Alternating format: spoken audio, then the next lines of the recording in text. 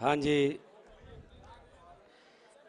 सब तो पहला वाहिगुरु जी का खालसा श्री वाहिगुरु जी की फतेह। सत श्री अकाल, सलाम, नमस्ते। मैं एक सब तो पहला एक अपने दिल की गल कहन लगा कि मैं जिथों सूरज चढ़दा ते जिथे तक छिपदा है पूरी दुनिया देखी है, पर जिन्ना चाह इस धरती नूं देखण दा सी होर किते भी चाह नहीं सी करना। और बचपन तो तमन्ना सी भी परमात्मा वाहिगुरु खुदा कदे इस धरती ते आउण दा मौका देवे ते सारियां ख्वाहिशां मैं कहना अज पूरियां हो गई मेरियां। और जिन्नी तुसी लोग मुहब्बत करते हो ਉਹਦੇ हमेशा कर्जदार रहांगे। असी साडे जिन्ना भी इत्थे भाईचारा पहुंचे अपने रौणी साहब, साडी बेबे पंगू जी, वीर सिंह जी, होर भी कई कलाकार इत्थे पहुंचे है। ते मैं धन्नवाद करदा भाई नासर जी का कि जिन्हां ने दोनों पंजाबां नूं मिलाउण दे विच कोई कसर नहीं छड्डी और हमेशा ये परिवारां नूं मिलाउंदे रहिंदे ने। और इन्हां दी बहुत फैन फॉलोइंग है, उत्थे बहुत लोग प्यार करते हैं। बाकी जिन्ने भी पंजाबी भरा ने साडे सारियां दा बहुत बहुत धन्नवाद। सो बहुत सारे जिन्ने भी जिन्हां ने ऑर्गेनाइज किया है प्रोग्राम, मैं सारियां दा धन्नवाद करदा। अंजम जी दे नाल गल हुंदी सी ते मैनू बहुत चाह चढ़िया जिस दिन मैनू पता लग्या कि मैं लाहौर की धरती ते आ रहा। और सब तो वड्डा चाह ननकाना साहब के दर्शन करने हैं, वो दिल दे विच हमेशा तमन्ना रही है, वो भी अज पूरी हो जानी है। सो मैं तुहाडा सारियां दा धन्नवाद करदा और परमात्मा अगे वाहिगुरू अगे खुदा अगे यही अरदास करदा, यही दुआ करदा कि साडे मुल्कां दी दोवां दियां इदां ही सांझां बणियां रहन, इदां ही एक दूजे नूं प्यार दे तोहफे दिंदे रहिए, एक दूजे नाल मिल जुल के रहिए और साडा जिहड़ा प्यार है, जिहड़ी मुहब्बत है, वो दुनिया के नक्शे के उत्ते मिसाल बन के उभरे। सो बहुत बहुत मेहरबानी, बहुत बहुत धन्यवाद। हाँ जी, सो जी मैं एक प्रीत महेंद्र तिवाड़ी का लिखा हुआ गीत है, मानक साहब का गाया हुआ चादर धीआं का गीत है। बाबल के विहड़े विच पल के मटियार हुई धी के जज्बातों की गल चादर के रूप में कर लगा। जिहड़े धीआं भैणां वाले वो जरूर इस नूं इंजॉय करनगे। बूर पिया अंबियां नूं माए विच खेती कणकां पक्कियां, अग दे पांबड़ वर्गियां धीआं नी तू सांभ बुकल विच रखियां। गिणवे दिनां दियां सांझां वे बाबल असी सिदकां नाल निभाइयां, कूंजां वांग परौणियां धीआं वे तेरे वेड़े दो दिन आईयां। मैं चादर कढदी नी गिण तोपे पावां, मैं चादर कढदी नी गिण तोपे पावां, जामण दी छां हेठां नी मैं पीड़ा डावां। चिड़ियां दी चीची नी तोत्यां दी टुकनी, दिल फड़ के सोचा नी नाले शर्मावां, दिल फड़ के सोचा नी नाले शर्मावां। मैं चादर कढदी नी उत्ते तोते पावां, तोते पावां, तोते पावां, तोते पावां। मैं चादर कढदी नी उत्ते तोते पावां, धन हुस्न जवानी नी मावां ठंडियां छावां। फिकरां विच डुबिया नी मेरा बाबल भोला, फिकरां विच डुबिया नी मेरा बाबल भोला। मैं प्यो दी चिट्टी पगड़ी नूं कदे दाग ना लावां, मैं प्यो दी चिट्टी पगड़ी नू कदे दाग ना लावा। मेहरबानी जी, शुक्रिया, थैंक यू।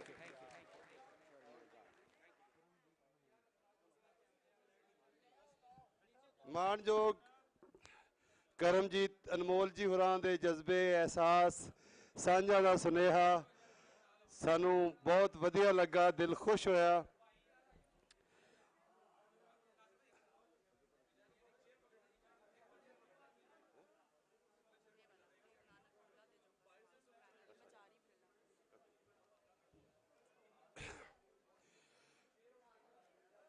ए शाला ए साझा ए मुहब्बतां आबाद रहन। ए लाहौर अंबरसर या चढ़दा वाघा अटारी एक पता कर रोक ते बह जान जरूरी है। ये साझा आबाद रहन। गल निक्की है, निक्की जी इन्नी है कि जिसले वेखने असी उच्च कोटि के कलाकार लाहौर च आके अपने जज्बियां का इजहार करते हैं। इंज ही सिख साढ़े दिलों के भी है। शाला इंज ही सानू भी सारिਆਂ ਨੂੰ उधर जाके अपने जज्बियां का अपन दिलों दिल दियां गल्लां करने का मौका मिले। सो हुण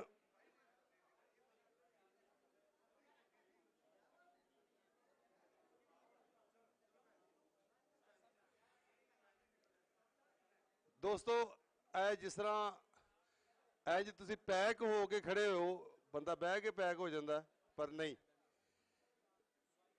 खड़े खड़े तुसी किस तरह करिए। मैनूं लगता कि असी हाल जरा साड़ा होर वड्डा हुंदा ते चलो वधिया गल सी। ते आओ परलियां पौड़ियां भी खाली जे तुसी पौड़ियां वास्ते आए हो, तुहाडी मेहरबानी उस पासे चले जाओ। पोते उत्ते बहुत सारियां सीटां खाली ने, साडे प्राहुणे उत्ते आके बह गए ने। तुसी हाँ इंज बैठे हो जिवें जोड़ां च बहिंदे ने। अच्छा दिलों च भी बैठे ने खड़े खड़े। असी अगले सैशन का ऐलान करन लगे हाँ। अगला साडा सैशन फरीद नानक बुल्ला ते अजोका समाज। बाबा फरीद, बाबा नानक जी और बाबा बुल्ला जी, इन्हां दा फलसफा, इन्हां दी फिक्र, इन्हां दी विचारधारा और वो साडे अज दे समाज नाल, अज दी वसों नाल किवें जुड़त रखदी है, की रेलेवेंसी है। उन्हां दा फलसफा, साडे गुरपुरखां दा फलसफा जिहड़ा वो अगे किवें टुरदा होया अज तक आउंदा है और अज दा वो की सवारदा है। ਇਹਦੇ ਉੱਤੇ ਸਾਡੀ ਪੈਨਲ ਡਿਸਕਸ਼ਨ ਹੈ। मैं सब दोस्तों को कहांगा कि अपनी अपनी सीटां ते बह जाओ ते असी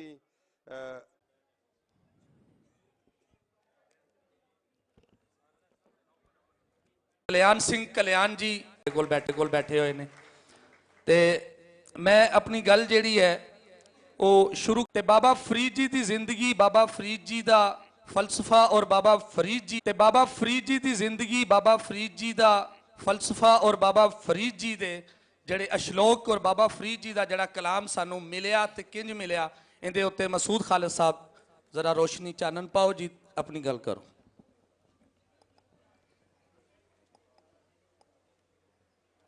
मैं पहले तो सारे जिहड़े साडे चढ़दे पंजाब च आए सज्जन ने,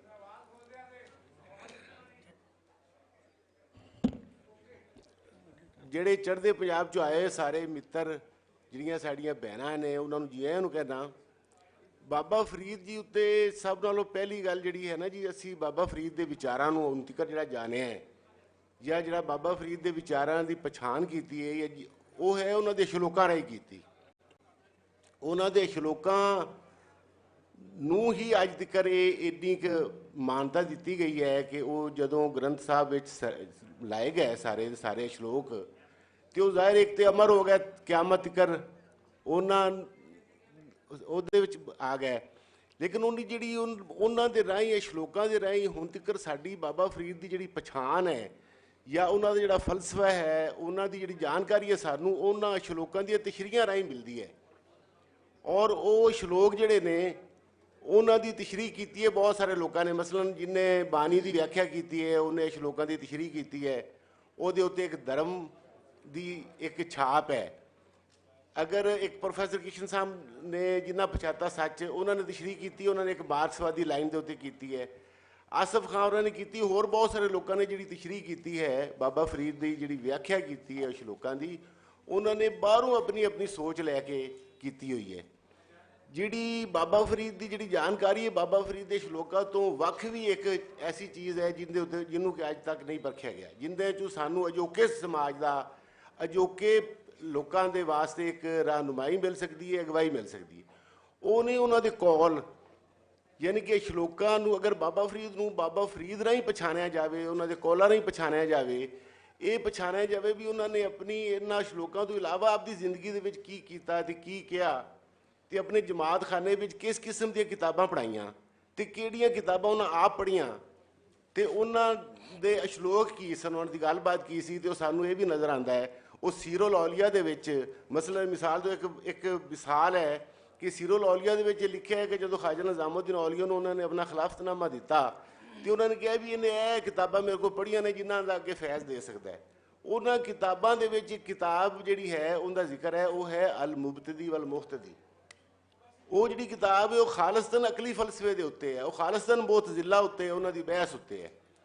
ਬਾਬਾ ਫਰੀਦ ਦਾ ਇੱਕ ਕੌਲ ਹੈ ਕਿ ਕਿਸੇ ਇਨਸਾਨ ਤੇ ਅਗਰ ਮੁਸੀਬਤ ਪਵੇ ਤੇ ਉਹਦੇ ਕਾਰਨਾਂ ਵੱਲੇ ਗੌਰ ਕਰੇ, ਉਹਦੇ ਕਾਰਨਾਂ ਨੂੰ ਜਾਣੇ ਕਿ ਉਹਦਾ ਕਾਰਨ ਕੀ ਸੀ। ਬਿਲਕੁਲ ਠੀਕ। ਹੁਣ ਜਿਹੜਾ ਕਿਸੇ ਵੀ ਚੀਜ਼ ਦੇ, ਕਿਸੇ ਵਾਪਰੀ ਦੇ, ਕਿਸੇ ਫਿਨੋਮਨੇ ਦੇ ਕਾਰਨ ਨੂੰ ਜਾਣਨ ਜਿਹੜਾ ਹੈ ਉਹ ਹੀ ਤਾਂ ਸਾਇੰਸ ਹੈ। ਅਸੀਂ ਯਾਨੀ ਕਿ ਇੱਕ ਵਾਰੀ ਮੈਂ ਦੁਬਾਰਾ ਇਹ ਗੱਲ ਕਰਨਾ ਵੀ ਕਿਸੇ ਵੀ ਚੀਜ਼ ਦੇ, ਕਿਸੇ ਵਾਪਰੀ ਦੇ, ਉਹ ਸਮਾਜ ਦੇ ਅੰਦਰ ਕੋਈ ਵਾਪਰੀ ਹੋਵੇ, ਉਹ ਨੇਚਰ ਦੇ ਅੰਦਰ ਕੋਈ ਵਾਪਰੀ ਹੋਵੇ, ਉਹਦੇ ਕਾਰਨ ਨੂੰ ਜਾਣਨ ਦਾ ਨਾਂ ਹੀ ਤਾਂ ਸਾਇੰਸ ਹੈ। ਸਾਇੰਸ ਹੀ ਤੁਹਾਨੂੰ ਇਸ ਕਾਬਲ ਬਣਾਉਂਦੀ ਹੈ ਨਾ ਕਿ ਤੁਸੀਂ ਚੀਜ਼ਾਂ ਦੇ ਕਾਰਨਾਂ ਨੂੰ ਜਾਣੋ, ਨਾ ਕਿ ਕਿਸੇ ਹੋਰ ਪਾਸੇ ਥੰਮ ਦਿਓ। ਯਾਨੀ ਕਿ ਨਾ ਕਿ ਤੁਸੀਂ ਇਹ ਕਰੋ ਵੀ ਕਿਸੇ ਸ਼ੈ ਹੋਰ ਨਾਲ ਮਨਸੂਬ ਮੜ ਦਿਓ ਉਹਨੂੰ ਵੀ ਇਹ ਗੱਲ ਐਨ ਦੀ ਵਜ੍ਹਾ ਨਾਲ ਹੈ।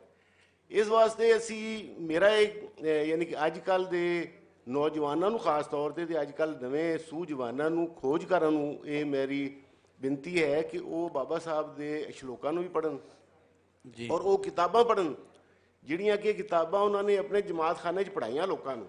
ਯਾਨੀ ਕਿ ਉਹ ਕਿਸ ਕਿਸਮ ਦੀ ਜਾਣਕਾਰੀ ਲੋਕਾਂ ਨੂੰ ਦੇਣਾ ਚਾਹੁੰਦੇ ਸਨ, ਉਹ ਕਿਸ ਕਿਸਮ ਦਾ ਸਮਾਜ ਉਸਾਰਨਾ ਚਾਹੁੰਦੇ ਸਨ, ਉਹ ਤੁਹਾਨੂੰ ਲੱਗੇਗਾ ਉਸ ਸਾਰੀ ਦੀ ਸਾਰੀ ਸ਼ਲੋਕਾਂ ਦਾ ਵੀ ਪਤਾ ਲੱਗੇਗਾ ਜੀ ਜੀ, ਔਰ ਉਹ ਤੁਹਾਨੂੰ ਪਤਾ ਲੱਗੇਗਾ ਉਹਨਾਂ ਦੀਆਂ ਦੂਸਰੀਆਂ ਲਿਖਤਾਂ ਦੇ ਉੱਤੇ, ਔਰ ਉਹਨਾਂ ਜਿਹੜੀਆਂ ਉਹਨਾਂ ਦੀ ਜੀਵਨੀਆਂ ਲਿਖੀਆਂ ਨੇ ਉਹਨਾਂ ਦੇ ਵਕਤ ਦੇ। ਅੱਜ ਮੈਂ ਜੀਵਨੀ ਅਗਰ ਲਿਖ ਦੇਵਾਂ ਤਾਂ ਉਹ ਇੰਨੀ ਅਥੈਂਟਿਕ ਨਹੀਂ ਹੈ ਜਿੰਨੀ ਜੀਵਨੀ ਕਿ ਉਹਨਾਂ ਲੋਕਾਂ ਨੇ ਲਿਖੀਆਂ ਨੇ ਜਿਹੜੀਆਂ ਕਿ ਉਹਨਾਂ ਦੇ ਸਾਹਮਣੇ ਬੈਠੇ ਹੋਏ ਸਨ, ਜੀ ਠੀਕ, ਜਿਨ੍ਹਾਂ ਨੇ ਉਹਨਾਂ ਦੇ ਕੋਲ ਜ਼ਿੰਦਗੀ ਗੁਜ਼ਾਰੀ ਸੀ। ਇਸ ਵਾਸਤੇ ਉਹਨਾਂ ਦੀ ਜਿਹੜੀ ਸੋਚ ਹੈ ਉਹਨੂੰ ਸਿਰਫ ਇਹਦੇ 'ਚ ਕੋਈ ਸ਼ੱਕ ਨਹੀਂ ਕਿ ਧਰਮ ਨਾਲ ਜਿਹੜਾ ਨਾ ਜੋ ਸਾਡਾ ਜ਼ਿੰਦਗੀ ਹੈ, ਲੇਕਿਨ ਧਰਮ ਤੋਂ ਵੱਖ ਜਿਹੜੀਆਂ ਉਹਨਾਂ ਦੀਆਂ ਦੂਜੀਆਂ ਹੈ ਨੇ, ਯਾਨੀ ਕਿ ਉਹਨਾਂ ਦੀ ਸੋਚਾਂ ਦੀ, ਉਹਨਾਂ ਦੀ ਗੱਲ ਜਿਹੜੀ ਸ਼ਲੋਕਾਂ ਦੀ ਵਿਆਖਿਆ ਵੀ ਹੈ, ਉਹ ਉਹਨਾਂ ਕੌਲਾਂ ਦੇ ਜ਼ਰੀਏ ਕੀਤੀ ਜਾਵੇ, ਉਸ ਵਿਚਾਰਧਾਰਾ ਦੇ ਜ਼ਰੀਏ ਕੀਤੀ ਜਾਵੇ ਜਿਹੜੀ ਕਿ ਵਿਚਾਰਧਾਰਾ ਲੋਕਾਂ ਨੂੰ ਦੇਣਾ ਚਾਹੁੰਦੇ ਸਨ। ਜੀ ਜੀ ਜੀ, ਅਸੀਂ ਇਸ ਗੱਲ ਨੂੰ ਵੀ ਜਾਰੀ ਰੱਖਾਂਗੇ। ਥੋੜਾ ਥੋੜਾ ਤਾਰਫ ਸਾਰੇ ਬਾਬਿਆਂ ਦੀ ਗੱਲ ਹੁੰਦੀ ਜਾਏਗੀ ਤੇ ਫਿਰ ਦੁਬਾਰਾ ਅਸੀਂ ਫਿਰ ਇਹਨੂੰ ਸਵਾਲ ਵੀ ਲਾਂਗੇ ਔਰ ਗੱਲ ਵੀ ਕਰਾਂਗੇ, ਸਵਾਲ ਕਰਾਂਗੇ ਵੀ ਜੀ।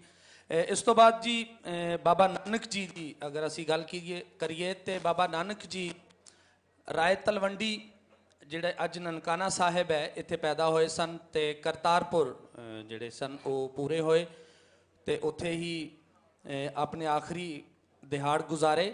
ਨਨਕਾਣਾ ਸਾਹਿਬ ਤੋਂ ਹੀ ਸਾਡੇ ਇੱਧਰ ਦੇ ਹੀ ਪਾਕਿਸਤਾਨੀ ਪੰਜਾਬ ਤੋਂ ਹੀ ਸਾਡੇ ਪ੍ਰੋਫੈਸਰ ਡਾਕਟਰ ਕਲਿਆਣ ਸਿੰਘ ਜੀ ਨੇ। ਮੈਂ ਕਲਿਆਣ ਸਿੰਘ ਜੀ ਨੂੰ ਕਹਾਂਗਾ ਕਿ ਉਹ ਬਾਬਾ ਨਾਨਕ ਜੀ ਨੇ ਕਿਹਾ ਸੀ ਕਿ ਜੀ ਜੋ ਤੋ ਪ੍ਰੇਮ ਖਿਲਨ ਕਾ ਚਾਓ, ਸਿਰ ਤਰ ਤਲੀ ਗਲੀ ਮੋਰੀ ਆਓ, ਇਤ ਮਾਰਗ ਪੈਰ ਧਰੀਜੇ, ਸਿਰ ਦੀਜੇ ਕਾਨ ਨਾ ਕੀਜੇ। ਤੇ ਬਾਬਾ ਨਾਨਕ ਜੀ ਦਾ ਫਲਸਫਾ, ਉਹਨਾਂ ਦੀ ਹਯਾਤੀ ਤੇ ਉਹਨਾਂ ਦਾ ਜੀਵਨੀ ਜਿਹੜੀ ਹੈ ਉਹ ਉਹਨਾਂ ਤੇ ਤੁਸੀਂ ਗੱਲ ਕਰੋ ਕਲਿਆਣ ਸਿੰਘ ਜੀ। ਬਹੁਤ ਧੰਨਵਾਦ।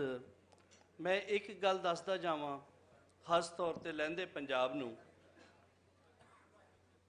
ਕਿ ਗੁਰੂ ਨਾਨਕ ਸਾਹਿਬ ਜੀ ਦੀ ਜਿੰਨੀ ਵੀ ਬਾਣੀ ਇਕੱਠੀ ਕੀਤੀ ਹੈ, ਖਾਸ ਤੌਰ ਤੇ ਬਾਬਾ ਫਰੀਦ ਜੀ ਦੀ ਬਾਣੀ ਜਿਸ ਵੇਲੇ ਇਕੱਠੇ ਕਰਨ ਗਏ ਸੀ ਤੇ ਉਸ ਵੇਲੇ ਕਿਸੇ ਇੱਕ ਸੋਰਸ ਤੋਂ ਨਹੀਂ ਲਿਆ ਸੀ, ਵੱਖ-ਵੱਖ ਸੋਰਸਾਂ ਤੋਂ ਉਹ ਬਾਬਾ ਫਰੀਦ ਜੀ ਦੇ ਸ਼ਲੋਕ ਇਕੱਠੇ ਕੀਤੇ।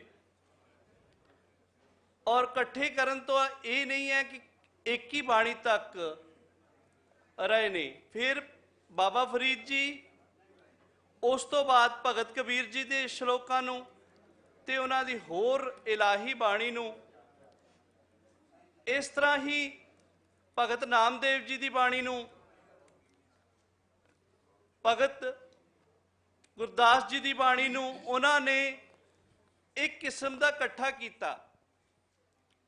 ਉਸ ਅਦਬ ਨੂੰ ਉਸ ਵੇਲੇ ਇਕੱਠਾ ਕਰਨਾ ਬਹੁਤ ਜ਼ਰੂਰੀ ਸੀ। ਸਮੁੱਚੀ ਪੰਜਾਬੀਅਤ ਉਹਨਾਂ ਦੀ ਤੇ ਪੰਜਾਬੀ ਬੋਲੀ ਉਹਨਾਂ ਦਾ ਦੇਣਾ ਨਹੀਂ ਦੇ ਸਕਦੀ ਕਿ ਉਹਨਾਂ ਨੇ ਜੇ ਉਹ ਸਾਰਾ ਕੁਝ ਇਕੱਠਾ ਨਾ ਕੀਤਾ ਹੁੰਦਾ, ਹੁਣ ਅਸੀਂ ਕਿਸੇ ਵੀ ਪੰਜਾਬੀਅਤ ਦੇ ਫਲਸਫੇ ਦੇ ਉੱਤੇ ਸ਼ਾਇਦ ਗੱਲ ਹੀ ਨਾ ਕਰ ਸਕਦੇ। ਬਹੁਤ ਅੱਛਾ। ਇਹ ਗੁਰੂ ਨਾਨਕ ਸਾਹਿਬ ਹੀ ਸਨ ਜਿਨ੍ਹਾਂ ਨੇ ਪ੍ਰੇਮ ਪਿਆਰ ਦਾ ਫਲਸਫਾ ਇਕੱਠਾ ਕੀਤਾ।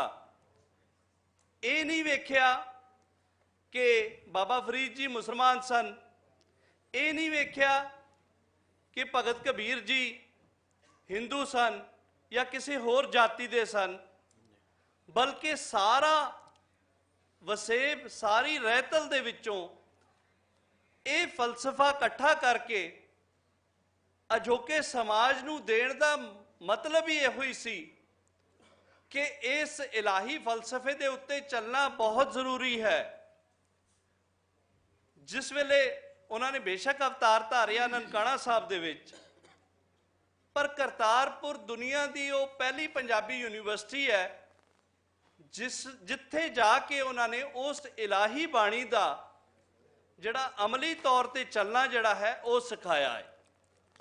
ਔਰ ਅਮਲੀ ਤੌਰ ਤੇ ਚੱਲਣਾ ਕੀ ਸੀ ਕਿ ਸਾਂਝੀਵਾਲਤਾ ਦੇ ਨਾਲ ਨਾਲ ਬਰਾਬਰਤਾ ਸੀ।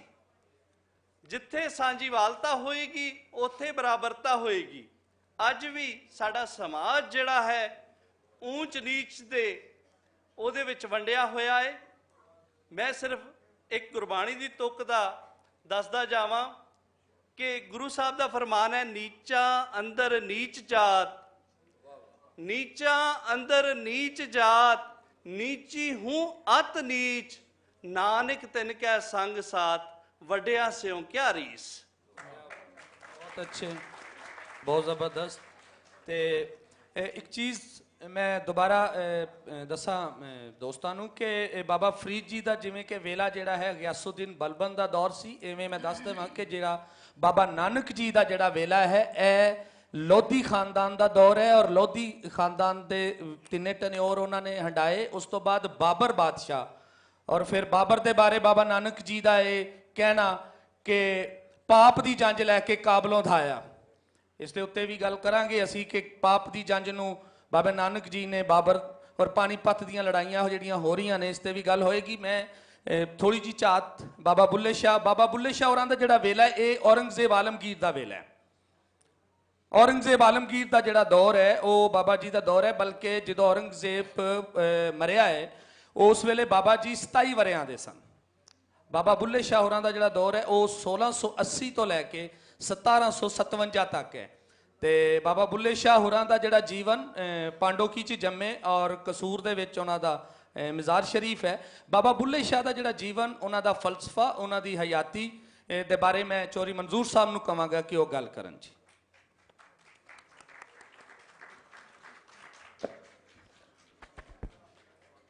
ਬਹੁਤ ਸ਼ੁਕਰੀਆ ਜੀ। ਮੈਂ ਸਭ ਤੋਂ ਪਹਿਲਾਂ ਤੇ ਜਿਹੜੇ ਸਾਡੇ ਚੜ੍ਹਦੇ ਪੰਜਾਬ ਤੋਂ ਪ੍ਰਾਹੁਣੇ ਆਏ ਨੇ ਉਹਨਾਂ ਨੂੰ ਜੀ ਆਇਆਂ ਨੂੰ ਆਖਣਾ। ਕੋਈ ਵੀ ਸ਼ਾਇਰ, ਅਦੀਬ, ਫਲਸਫਾਦਾਨ, ਮੁਇਸ਼ਦਾਨ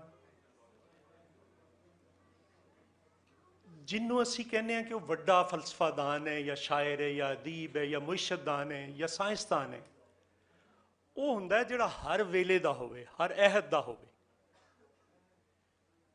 ਹੁਣ ਅਸੀਂ ਇਹ ਵੇਖਣਾ ਹੈ ਕਿ ਕਿਆ ਬਾਬਾ ਬੁੱਲੇ ਸ਼ਾਹ ਜਾਂ ਬਾਕੀ ਜਿਹੜੇ ਸਾਡੇ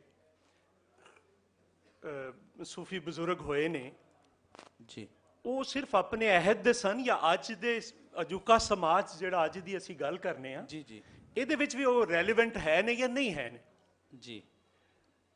ਹੁਣ ਅਗਰ ਅਸੀਂ ਥੋੜਾ ਜਿਹਾ ਗੌਰ ਕਰੀਏ ਤੇ ਮੈਨੂੰ ਯਾਦ ਹੈ ਕਲਿਆਣ ਜੀ ਜਦੋਂ ਕਰੋਨਾ ਆਇਆ ਹੈ, ਤੇ ਮੈਂ ਵੇਖ ਰਿਹਾ ਸਾਂ ਤਾਂ ਬਾਬਾ ਫਰੀਦ ਜੀ ਦਾ ਇੱਕ ਸ਼ਲੋਕ ਮੇਰੇ ਸਾਹਮਣੇ ਆਇਆ ਕਿ ਚੜ ਫਰੀਦਾ ਕੋਠੇ ਤੇ ਵੇਖ ਘਰ ਘਰ ਲੱਗੀ ਅੱਗ, ਜੀ ਤੂੰ ਆਖੇ ਮੈਂ ਦੁਖੀ ਹਾਂ, ਇੱਥੇ ਦੁਖੀ ਸਾਰਾ ਜੱਗ। ਜਗ ਬਈ ਉਹ ਜਿਸ ਵੇਲੇ ਮੈਂ ਲੋਕਾਂ ਨੂੰ ਕਿਹਾ ਕਿ ਇਹ ਤੁਸੀਂ ਆਪਣੇ ਘਰਾਂ 'ਚ ਰਹੋ ਔਰ ਵੇਖੋ ਕਿ ਕੀ ਸਾਰੇ ਸਮਾਜ 'ਚ ਹੋ ਰਿਹਾ, ਇਸੇ ਤਰ੍ਹਾਂ ਹੀ ਅੱਜ ਪਹਿਲੇ ਤੇ ਅਸੀਂ ਮੈਂ ਅੱਜ ਦੀ ਗੱਲਬਾਤ ਨੂੰ ਦੋ ਹਿੱਸਿਆਂ 'ਚ ਤਕਸੀਮ ਕਰਨਾ, ਤੁਸੀਂ ਇਜਾਜ਼ਤ ਦਿਓ। ਜੀ ਜੀ ਹਾਲੇ ਪਹਿਲੇ ਤੇ ਵੇਖੀਏ ਕਿ ਅੱਜ ਦਾ ਸਮਾਜ ਕੀ ਹੈ, ਬਿਲਕੁਲ ਤੇ ਉਹਦੇ 'ਚ ਕੀ ਮਸਲੇ ਕੀ ਨੇ, ਇਸ਼ੂਜ਼ ਕੀ ਨੇ। ਜੀ ਅਸਲ ਜਹਾਲਤ ਹੈ, ਭੁੱਖ ਹੈ, ਅਨਪੜ੍ਹਤਾ ਹੈ, ਮਾਰੋ ਮਾਰ ਹੈ, ਫਿਰਕਾਵਾਰੀਅਤ ਹੈ, ਮਜ਼ਹਬੀ ਲੜਾਈਆਂ ਨੇ। ਇਹ ਸਾਰੇ ਕਿਆ ਬਾਬਾ ਬੁੱਲੇ ਸ਼ਾਹ ਨੇ ਜਿਹੜੀਆਂ ਗੱਲਾਂ ਕੀਤੀਆਂ ਨੇ, ਮੈਂ ਉਹਨੂੰ ਦੋ ਹਿੱਸਿਆਂ 'ਚ ਇਸ ਲਈ ਤਕਸੀਮ ਕਰਾਂਗਾ ਕਿ ਇੱਕ ਹਿੱਸਾ ਹੈ ਕਿ ਬਾਬਾ ਬੁੱਲੇ ਸ਼ਾਹ ਨੇ ਇਹ ਸਾਰੇ ਮਸਲੇ ਫਰੇਮ ਕੀਤੇ ਨੇ ਪਹਿਲੋਂ, ਤੇ ਫਿਰ ਉਹਨਾਂ ਦਾ ਸੋਲੂਸ਼ਨ ਦਿੱਤਾ ਹੈ।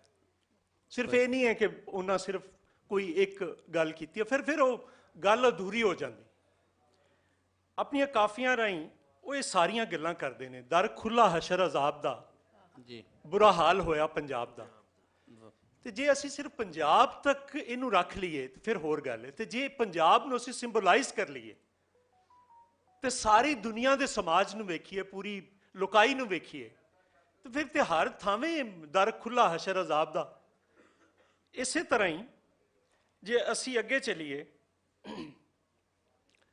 ਮਾਰੋ ਮਾਰ ਦੀ ਗੱਲ ਕਰੀਏ, ਤੇ ਧੀਆਂ ਤੇ ਮਾਵਾਂ ਨੂੰ ਹਰ ਵੇਲੇ ਲੁੱਟਦੀਆਂ ਰਹਿੰਦੀਆਂ ਨੇ, ਪਰ ਜਦੋਂ ਸਮਾਜ ਪੁੱਠਾ ਹੋ ਜਾਏ, ਉਲਟਾ ਹੋ ਜਾਏ, ਤੇ ਜਦ ਆਪਣੀ ਆਪਣੀ ਪੈ ਗਈ, ਧੀ ਮਾਂ ਨੂੰ ਲੁੱਟ ਕੇ ਲੈ ਗਈ, ਨਹੀਂ ਮਾਂ ਧੀ ਨੂੰ ਲੁੱਟ ਕੇ ਲੈ ਗਈ। ਧੀਆਂ ਤਾਂ ਲੁੱਟਦੀਆਂ ਹੀ ਰਹਿੰਦੀਆਂ ਨੇ ਹਰ ਵੇਲੇ, ਮਾਂ ਧੀ ਨੂੰ। ਜੀ ਸਾਰੀ ਇਹ ਕਦੀ ਨਹੀਂ ਹੋਇਆ ਜੀ ਕਿ ਮਾਂ ਧੀ ਨੂੰ ਲੁੱਟ ਕੇ ਲੈ ਜਾਵੇ। ਫਿਰ ਇਸੇ ਤਰ੍ਹਾਂ ਹੀ ਅਗਰ ਤੁਸੀਂ ਦੇਖੋ ਕਸੂਰ ਨੂੰ ਅਗਰ ਸਿੰਬਲਾਈਜ਼ ਕਰ ਲਈਏ, ਜੀ ਜੀ ਚੂੰਕਿ ਇੱਥੇ ਝੂਠ ਹੈ, ਫਰੇਬ ਹੈ, ਨਫ਼ਰਤ ਹੈ, ਮੁਨਾਫਕਤ ਹੈ। ਕਸਰ ਨਾਮ ਕਸੂਰ ਹੈ, ਇੱਥੇ ਮੂੰਹੋਂ ਨਾ ਸਕਣ ਬੋਲ, ਇੱਥੇ ਸੱਚੇ ਗਰਦਨ ਮਾਰੀਏ, ਇੱਥੇ ਝੂਠੇ ਕਰਨ ਕਲੋਲ। ਹੁਣ ਇਸੇ ਤਰ੍ਹਾਂ ਹੀ ਅਗਰ ਤੁਸੀਂ ਅੱਗੇ ਚੱਲੋ, ਇਹ ਮੁੱਲਾ ਮੈਨੂੰ ਮਾਰਦਾ ਹੀ, ਉਹ ਕੱਲ ਵੀ ਮਾਰਦਾ ਸੀ ਤੇ ਅੱਜ ਵੀ ਮਾਰਦਾ ਪਿਆ, ਮੁੱਲਾ ਕਿਸੇ ਮਜ਼ਹਬ ਦਾ ਹੋਵੇ, ਕਿ ਇਹ ਮੁੱਲਾ ਮੈਨੂੰ ਮਾਰਦਾ ਹੀ, ਇਹ ਮੁੱਲਾ ਮੈਨੂੰ ਮਾਰਦਾ ਹੀ। ਜੀ ਜੀ ਫਿਰ ਮੁਸਲਮਾਨ ਸਿਵਿਆਂ ਤੋਂ ਡਰਦੇ ਤੇ ਹਿੰਦੂ ਡਰਦੇ ਗੌਰ। ਇਹ ਜਿਹੜਾ ਉੱਥੇ ਹੈ, ਕਿਤੇ ਰਾਮਦਾਸ ਕਿਤੇ ਫਤਿਹ ਮੁਹੰਮਦ, ਇਹੋ ਕਦੀਮੀ ਸ਼ੋਰ। ਤੇ ਅਗਲੇ ਮਿਸਰੇ ਦੇ ਵਿੱਚ ਹੱਲ ਵੀ ਦੱਸਦੇ ਨੇ, ਉਹਦੇ ਤੇ ਫਿਰ ਆਵਾਂਗੇ। ਫਿਰ ਜਿਹੜਾ ਅੱਜ ਇਲਮ ਸਾਨੂੰ ਪੜਾਇਆ ਜਾ ਰਿਹਾ, ਇਹਦੇ ਤੋਂ ਹੋਕਾ ਦੇ ਕੇ ਕਹਿੰਦੇ ਨੇ ਕਿ ਇਲਮੋ ਬਸ ਕਰੀਓ ਯਾਰ, ਇਲਮੋ ਬਸ ਕਰੀਓ ਯਾਰ। ਫਿਰ ਕੀ ਜਾਣਾ ਮੈਂ ਕੌਣ, ਬੁੱਲਿਆ ਕੀ ਜਾਣਾ ਮੈਂ ਕੌਣ, ਆਪਣੀ ਪਛਾਣ ਦੀ ਗੱਲ ਕਰਦੇ ਨੇ। ਤੇ ਫਿਰ ਅੱਗੇ ਆ ਕੇ ਮੈਂ ਬੇਕੈਦ ਤੇ ਮੈਂ ਬੇਕੈਦ। ਹੁਣ ਇਹ ਇੱਕ ਤਰ੍ਹਾਂ ਉਹਨਾਂ ਸਾਰੇ ਮਸਲੇ, ਇਸ਼ੂਜ਼ ਫਰੇਮ ਕਰ ਦਿੱਤੇ ਨੇ ਬਾਬਾ ਬੁੱਲੇ ਸ਼ਾਹ। ਹੁਣ ਇੱਥੇ ਰੁਕੇ ਨਹੀਂ ਹੈ। ਬਾਬਾ ਬੁੱਲੇ ਸ਼ਾਹ ਉਹਨਾਂ ਸੂਝਵਾਨਾਂ ਚੋਂ ਹੈ ਜਿਨ੍ਹਾਂ ਦੇ ਬਾਰੇ ਚ ਮੀਆਂ ਮੁਹੰਮਦ ਬਖਸ਼ ਨੇ ਕਿਹਾ ਸੀ ਕਿ ਬੁੱਲੇ ਸ਼ਾਹ ਦੀ ਕਾਫੀ ਸੁਣ ਕੇ ਟੁੱਟਦਾ ਕੁਫਰ ਅੰਦਰ ਦਾ। ਬਈ ਵਾਹ। ਤੇ ਉਹ ਫਿਰ ਕਿਵੇਂ ਤੋੜਦੇ ਨੇ, ਕਿਵੇਂ ਸਮਾਜ ਦੇ ਸਾਹਮਣੇ ਸੀਨਾ ਤਾਣ ਕੇ ਖਲੇ ਹੋ ਗਏ ਸਨ, ਸੀਨਾ ਢਾ ਕੇ ਖਲੇ ਹੋ ਗਏ ਸਨ। ਤੇ ਕੀ ਕੁਝ ਨਹੀਂ ਹੋਇਆ ਉਹਨਾਂ ਨਾਲ, ਸਾਰਾ ਕੁਝ ਹੀ ਹੋਇਆ। ਜ਼ਿੰਦਗੀ 'ਚ ਜੋ ਕੁਝ ਹੋਇਆ, ਸਾਰੀਆਂ ਰਸਮਾਂ ਰਿਵਾਜਾਂ, ਸਾਰੀਆਂ ਰੀਤਾਂ ਤੋੜ ਦਿੱਤੀਆਂ। ਤੇ ਕੰਜਰੀ ਬਣਿਆ ਮੇਰੀ ਜ਼ਾਤ ਨਹੀਂ ਘਟਦੀ, ਤੇ ਮੈਨੂੰ ਨੱਚ ਨੱਚ ਯਾਰ ਮਨਾਵਣ ਦੇ। ਤੇ ਉਹ ਸਾਰਾ ਕੁਝ ਤੋੜ ਭੰਨ ਦਿੱਤਾ ਜਿਹੜਾ ਉਸ ਵੇਲੇ ਸਮਾਜ ਦੀਆਂ ਜਿਹੜੀਆਂ ਰੁਕਾਵਟਾਂ ਸਨ, ਰਸਮਾਂ ਸਨ, ਰੀਤਾਂ ਸਨ, ਜਿਹੜੀਆਂ ਸਮਾਜ ਨੂੰ ਅੱਗੇ ਵਧਣ ਤੋਂ ਰੋਕ ਰਹੀਆਂ ਸਨ, ਉਹ ਸਾਰੀਆਂ ਤੋੜ ਭੰਨ ਦਿੱਤੀਆਂ ਬਾਬਾ ਬੁੱਲੇ ਸ਼ਾਹ ਨੇ। ਤੇ ਫਿਰ ਨਤੀਜਾ ਕੀ ਨਿਕਲਿਆ ਕਿ ਕੋਈ ਜਨਾਜ਼ਾ ਪੜ੍ਹਾਉਣ ਵੀ ਨਹੀਂ ਆ ਰਿਹਾ, ਕੋਈ ਮਈਅਤ ਚੁੱਕਣ ਵੀ ਨਹੀਂ ਆ ਰਿਹਾ। ਕਿੰਨੇ ਕੁ ਦੁਨੀਆ 'ਚ ਲੋਕ ਹੋਣਗੇ ਜਿਨ੍ਹਾਂ ਦੀਆਂ ਮਈਅਤਾਂ ਨਾਲ ਵੀ ਵੈਰ ਰੱਖਿਆ ਗਿਆ? ਉਹ ਬੜੇ ਥੋੜੇ ਲੋਕ ਸਨ ਤਾਰੀਖ 'ਚ, ਤੇ ਬਾਬਾ ਬੁੱਲੇ ਸ਼ਾਹ ਉਹਨਾਂ 'ਚੋਂ ਇੱਕ ਸੀ। ਤੇ ਹੁਣ ਇਹਨਾਂ ਦਾ ਹੱਲ ਕਿਵੇਂ ਹੈ, ਇਹਦੇ ਤੇ ਜਦੋਂ ਤੁਸੀਂ ਇਜਾਜ਼ਤ ਦਿਓਗੇ ਦੁਬਾਰਾ ਇਸ ਤੇ ਫਿਰ ਅਸੀਂ ਆਨੇ ਆ ਜੀ। ਫਰੀਦਾ ਖਾਕ ਨਾ ਨਿੰਦੀਏ ਖਾਕੋ ਜੇੜ ਨਾ ਕੋ ਜਿਉਂਦਿਆਂ ਪੈਰਾਂ ਤਲੇ ਮਰਿਆਂ ਉੱਪਰ ਹੋ।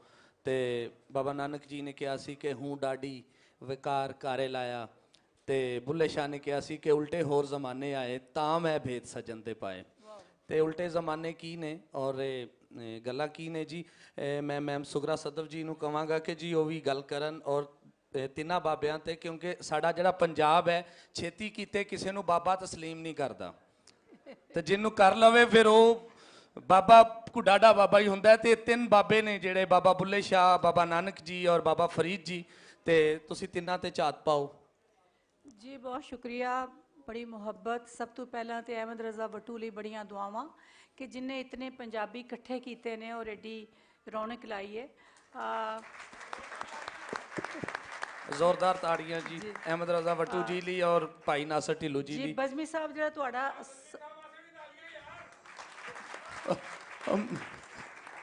ਪਲੀਜ਼ ਜੀ ਸਵਾਲ ਜਿਹੜਾ ਤੁਹਾਡਾ ਅੱਜ ਦਾ ਹੈ, ਜਿਹੜਾ ਮੌਜੂ ਹੈ ਜੀ ਮੇਰੇ ਖਿਆਲ ਹੈ ਕਿ ਉਹਦੇ ਤੇ ਥੋੜੀ ਜਿਹੀ ਅਸੀਂ ਗੱਲ ਕਰੀਏ। ਜੀ ਹੁਣ ਤਾਰਫ ਤੋਂ ਬਾਅਦ ਗੱਲ ਹੀ ਹੈ। ਚੌਧਰੀ ਸਾਹਿਬ ਨੇ ਬੜੀ ਸੋਹਣੀ ਗੱਲ ਕੀਤੀ, ਸਭ ਨੇ। ਮੇਰੇ ਖਿਆਲ ਹੈ ਕਿ ਅਸੀਂ ਹਾਜ਼ਰੀ ਲਾਣ ਆਏ ਆ, ਕਿਉਂਕਿ ਐਡੇ ਵੱਡੇ ਬਾਬੇ ਨੇ, ਇਹ ਤੇ 45 ਮਿੰਟ 'ਚ ਵੀ ਉਹਨਾਂ ਦੀ ਗੱਲ ਨਹੀਂ ਹੋ ਸਕਦੀ, ਤੇ 5-10 ਮਿੰਟ 'ਚ ਉਹਨਾਂ ਦੇ ਫਲਸਫੇ ਤੇ, ਉਹਨਾਂ ਦੇ ਮੈਸੇਜ ਤੇ ਔਰ ਹਾਲਾਤ ਤੇ ਗੱਲ ਕਰਨਾ ਤੇ ਬੜਾ ਔਖਾ ਹੈ। ਤੇ ਇਹ ਹਾਜ਼ਰੀ ਹੈ ਨਿੱਕੀ ਨਿੱਕੀ।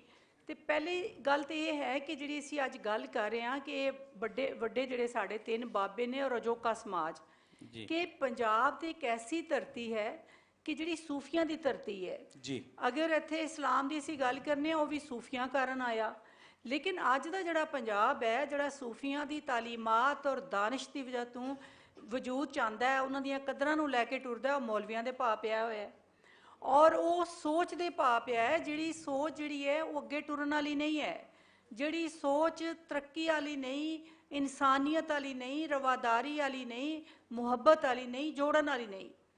ਔਰ ਉਹਨਾਂ ਨੂੰ ਆਪ ਵੀ ਪਤਾ ਨਹੀਂ ਕਿ ਅਸੀਂ ਕੀ ਗੱਲ ਕਰ ਰਹੇ ਹਾਂ, ਸਾਡਾ ਮਜ਼ਹਬ ਕੀ ਹੈ, ਸਾਡਾ ਫਲਸਫਾ ਕੀ ਹੈ, ਮੈਸੇਜ ਕੀ ਹੈ। ਹੁਣ ਤੁਸੀਂ ਦੇਖੋ, ਅਸੀਂ ਬਾਬਿਆਂ ਦੀ ਜਦੋਂ ਗੱਲ ਕਰਨੇ ਆ, ਤੇ ਬਾਬਿਆਂ ਨੇ ਹਮੇਸ਼ਾ ਸਭ ਤੋਂ ਪਹਿਲਾਂ ਧਰਤੀ ਨਾਲ ਮੁਹੱਬਤ ਕੀਤੀ, ਧਰਤੀ ਦੀ ਜ਼ਬਾਨ ਨਾਲ ਮੁਹੱਬਤ ਕੀਤੀ, ਪੰਜਾਬੀ ਜ਼ਬਾਨ ਨਾਲ ਮੁਹੱਬਤ ਕੀਤੀ।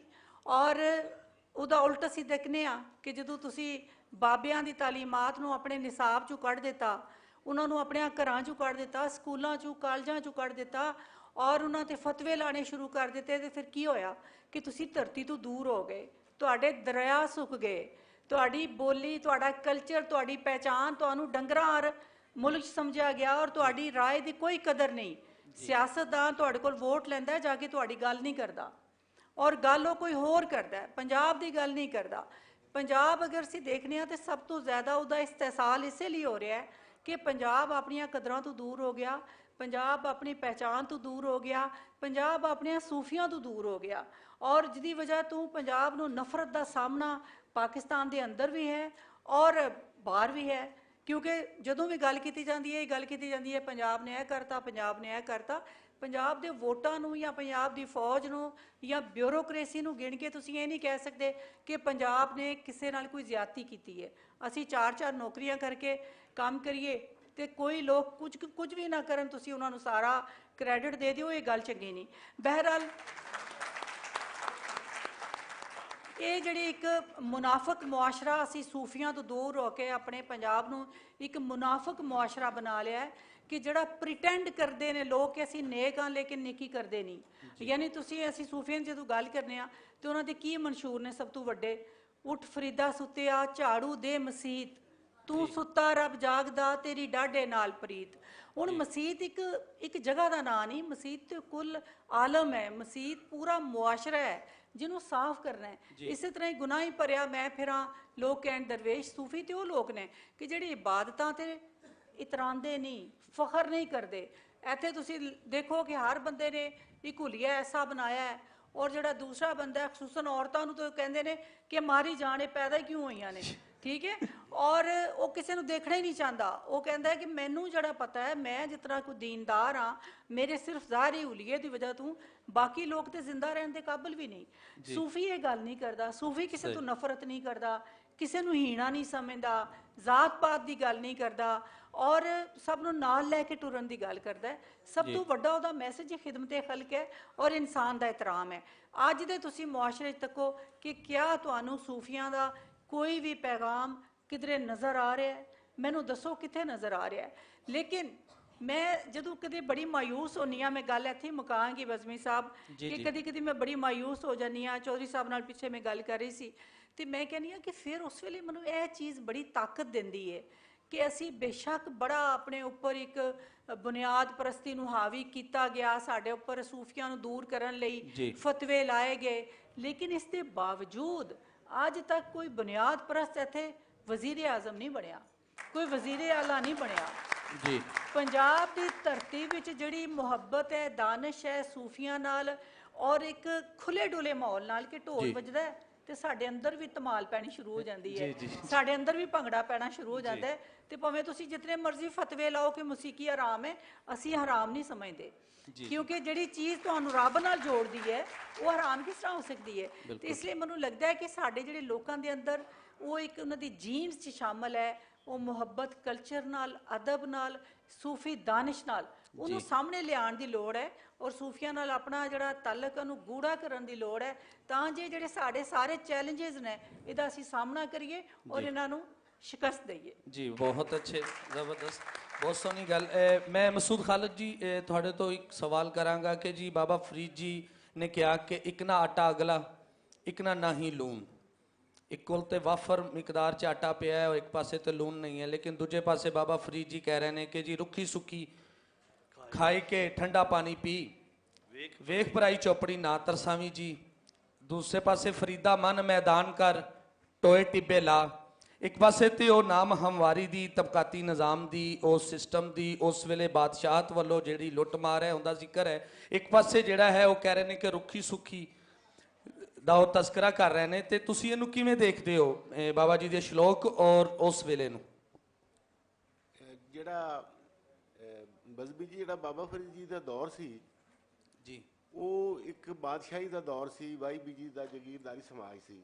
ਠੀਕ ਹੈ। ਤੇ ਕੋਈ ਵੀ ਜਿਹੜਾ ਹਸਾਸ ਆਦਮੀ ਹੈ, ਕੋਈ ਵੀ, ਬਲਕਿ ਇੱਕ ਪਹਿਲੇ ਤੋਂ ਇੱਕ ਗੱਲ ਮੌਜੂਦ ਹੈ, ਇੱਕ ਜਿਹੜੀ ਸਾਇੰਸੀ ਗੱਲ ਹੈ ਉਹ ਹੈ ਜੀ ਕਿ ਜਦੋਂ ਦੀ ਦੁਨੀਆ ਤਬਕਾਤੀ ਹੈ, ਮੇਲਬੰਦ 'ਚ ਹੈਗੀ ਹੈ, ਜਦੋਂ ਦੀ ਦੁਨੀਆ ਵਰਗਾਂ 'ਚ ਵੰਡੀ ਹੋਈ ਹੈ ਜੀ, ਉਦੋਂ ਦਾ ਹਰ ਤਬਕਾ ਆਪਣਾ ਪੈਗੰਬਰ, ਆਪਣਾ ਸ਼ਾਇਰ, ਆਪਣਾ ਫਲਸਫੀ, ਹਰ ਤਬਕੇ ਨੇ ਪੈਦਾ ਕੀਤਾ। ਜੀ ਉਹਨਾਂ ਨੇ ਵੀ ਪੈਦਾ ਕੀਤਾ ਤੇ ਉਹਨਾਂ ਨੇ ਵੀ ਪੈਦਾ ਕੀਤਾ ਹੈ। ਜੀ ਇਹ ਜਿਹੜੇ ਲੋਕ, ਜਿਹੜੇ ਸੂਫੀ ਸੰਤ ਬਜ਼ੁਰਗ ਜਿਹੜੇ ਹੈਗੇ ਸਨ, ਜਾਂ ਗੁਰੂ ਜਿਹੜੇ ਸਾਹਿਬਾਨ ਜਿਹੜੇ ਸਨ, ਇਹ ਸਾਰੇ ਜਿਸ ਤਬਕੇ ਦੇ ਵਿੱਚੋਂ ਪੈਦਾ ਹੋਏ, ਉਹ ਜੋ ਕੁਝ ਵੇਖਦੇ ਸਨ ਉਹਨੂੰ ਹੀ ਅੱਗੇ ਕਰਦੇ ਸਨ ਕਿ ਜਿਹੜਾ ਨਾ ਉਹਨਾਂ ਦਾ ਸਮਾਜ, ਬਾਬਾ ਫਰੀਦ ਦਾ ਵੀ ਸਮਾਜ ਜਿਹੜਾ ਇੱਕ ਤਬਕਾਤੀ ਸਮਾਜ ਸੀ ਜੀ। ਔਰ ਉਸ ਜ਼ਮਾਨੇ ਦੇ ਵਿੱਚ ਬਾਦਸ਼ਾਹੀ ਔਰ ਜਾਗੀਰਦਾਰੀ ਸਮਾਜ ਜਿਹਨੂੰ ਅਸੀਂ ਇੱਕ ਖਾਸ ਟਰਮੀਨੋਲੋਜੀ ਵਿੱਚ ਕਹਿ ਦਿੰਦੇ ਜੀ ਜਿਹੜਾ ਉਹਨਾਂ ਦਾ ਐਸੀ ਕਿ ਵੀ ਰੋਟੀ ਮੇਰੀ ਕਾਠ ਕੀ, ਜਿਹੜੀ ਕਾਠ ਕੀ ਰੋਟੀ ਹੈ ਨਾ, ਉਹ ਇੱਕ ਸਿੰਬੋਲਿਕ ਹੈ। ਤੁਹਾਨੂੰ ਪਤਾ ਸ਼ਾਇਰੀ ਦੇ ਬੜੇ ਮੀਨਿੰਗ ਨਿਕਲਦੇ ਨੇ।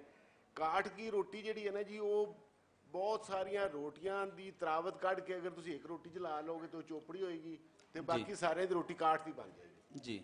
ਯਾਨੀ ਕਿ ਅਗਰ 100 ਬੰਦੇ ਦੀ ਰੋਟੀ ਜਿਹੜੀ ਚੋਪੜੀ ਤਰਾਵਤ ਵਾਲੀ ਰੋਟੀ ਹੈ, ਜਿਹਦੇ ਉੱਤੇ ਤਰੀ ਹੈ, ਉਹ ਸਾਰੀ ਤਰੀ ਖਿੱਚ ਕੇ ਤੇ ਇੱਕ ਰੋਟੀ ਤੁਸੀਂ ਚੋਪੜ ਲਓਗੇ, ਉਹਨਾਂ ਦੀ ਰੋਟੀ ਕਾਟ ਕੀ ਹੋ ਜਾਏਗੀ। ਇਹਦਾ ਮਤਲਬ ਹੈ ਕਿ ਜਿਹੜਾ ਇੱਕ ਬਾਬਾ ਫਰੀਦ ਨੇ ਆਪਣੇ ਆਪ ਨੂੰ ਜਿਹੜੀ ਆਪਣੀ ਪਛਾਣ ਕਰਾਈ ਹੈ ਜੀ, ਉਹ ਪਛਾਣ ਕਰਾਈ ਹੈ ਉਸ ਤਬਕੇ ਨਾਲ ਜਿਨ੍ਹਾਂ ਦੀ ਰੋਟੀ, ਜਿਨ੍ਹਾਂ ਦੀ ਤਰਾਵਤ ਖਿੱਚ ਕੇ ਤੇ ਕੋਈ ਲੈ ਗਿਆ ਹੈ ਜੀ।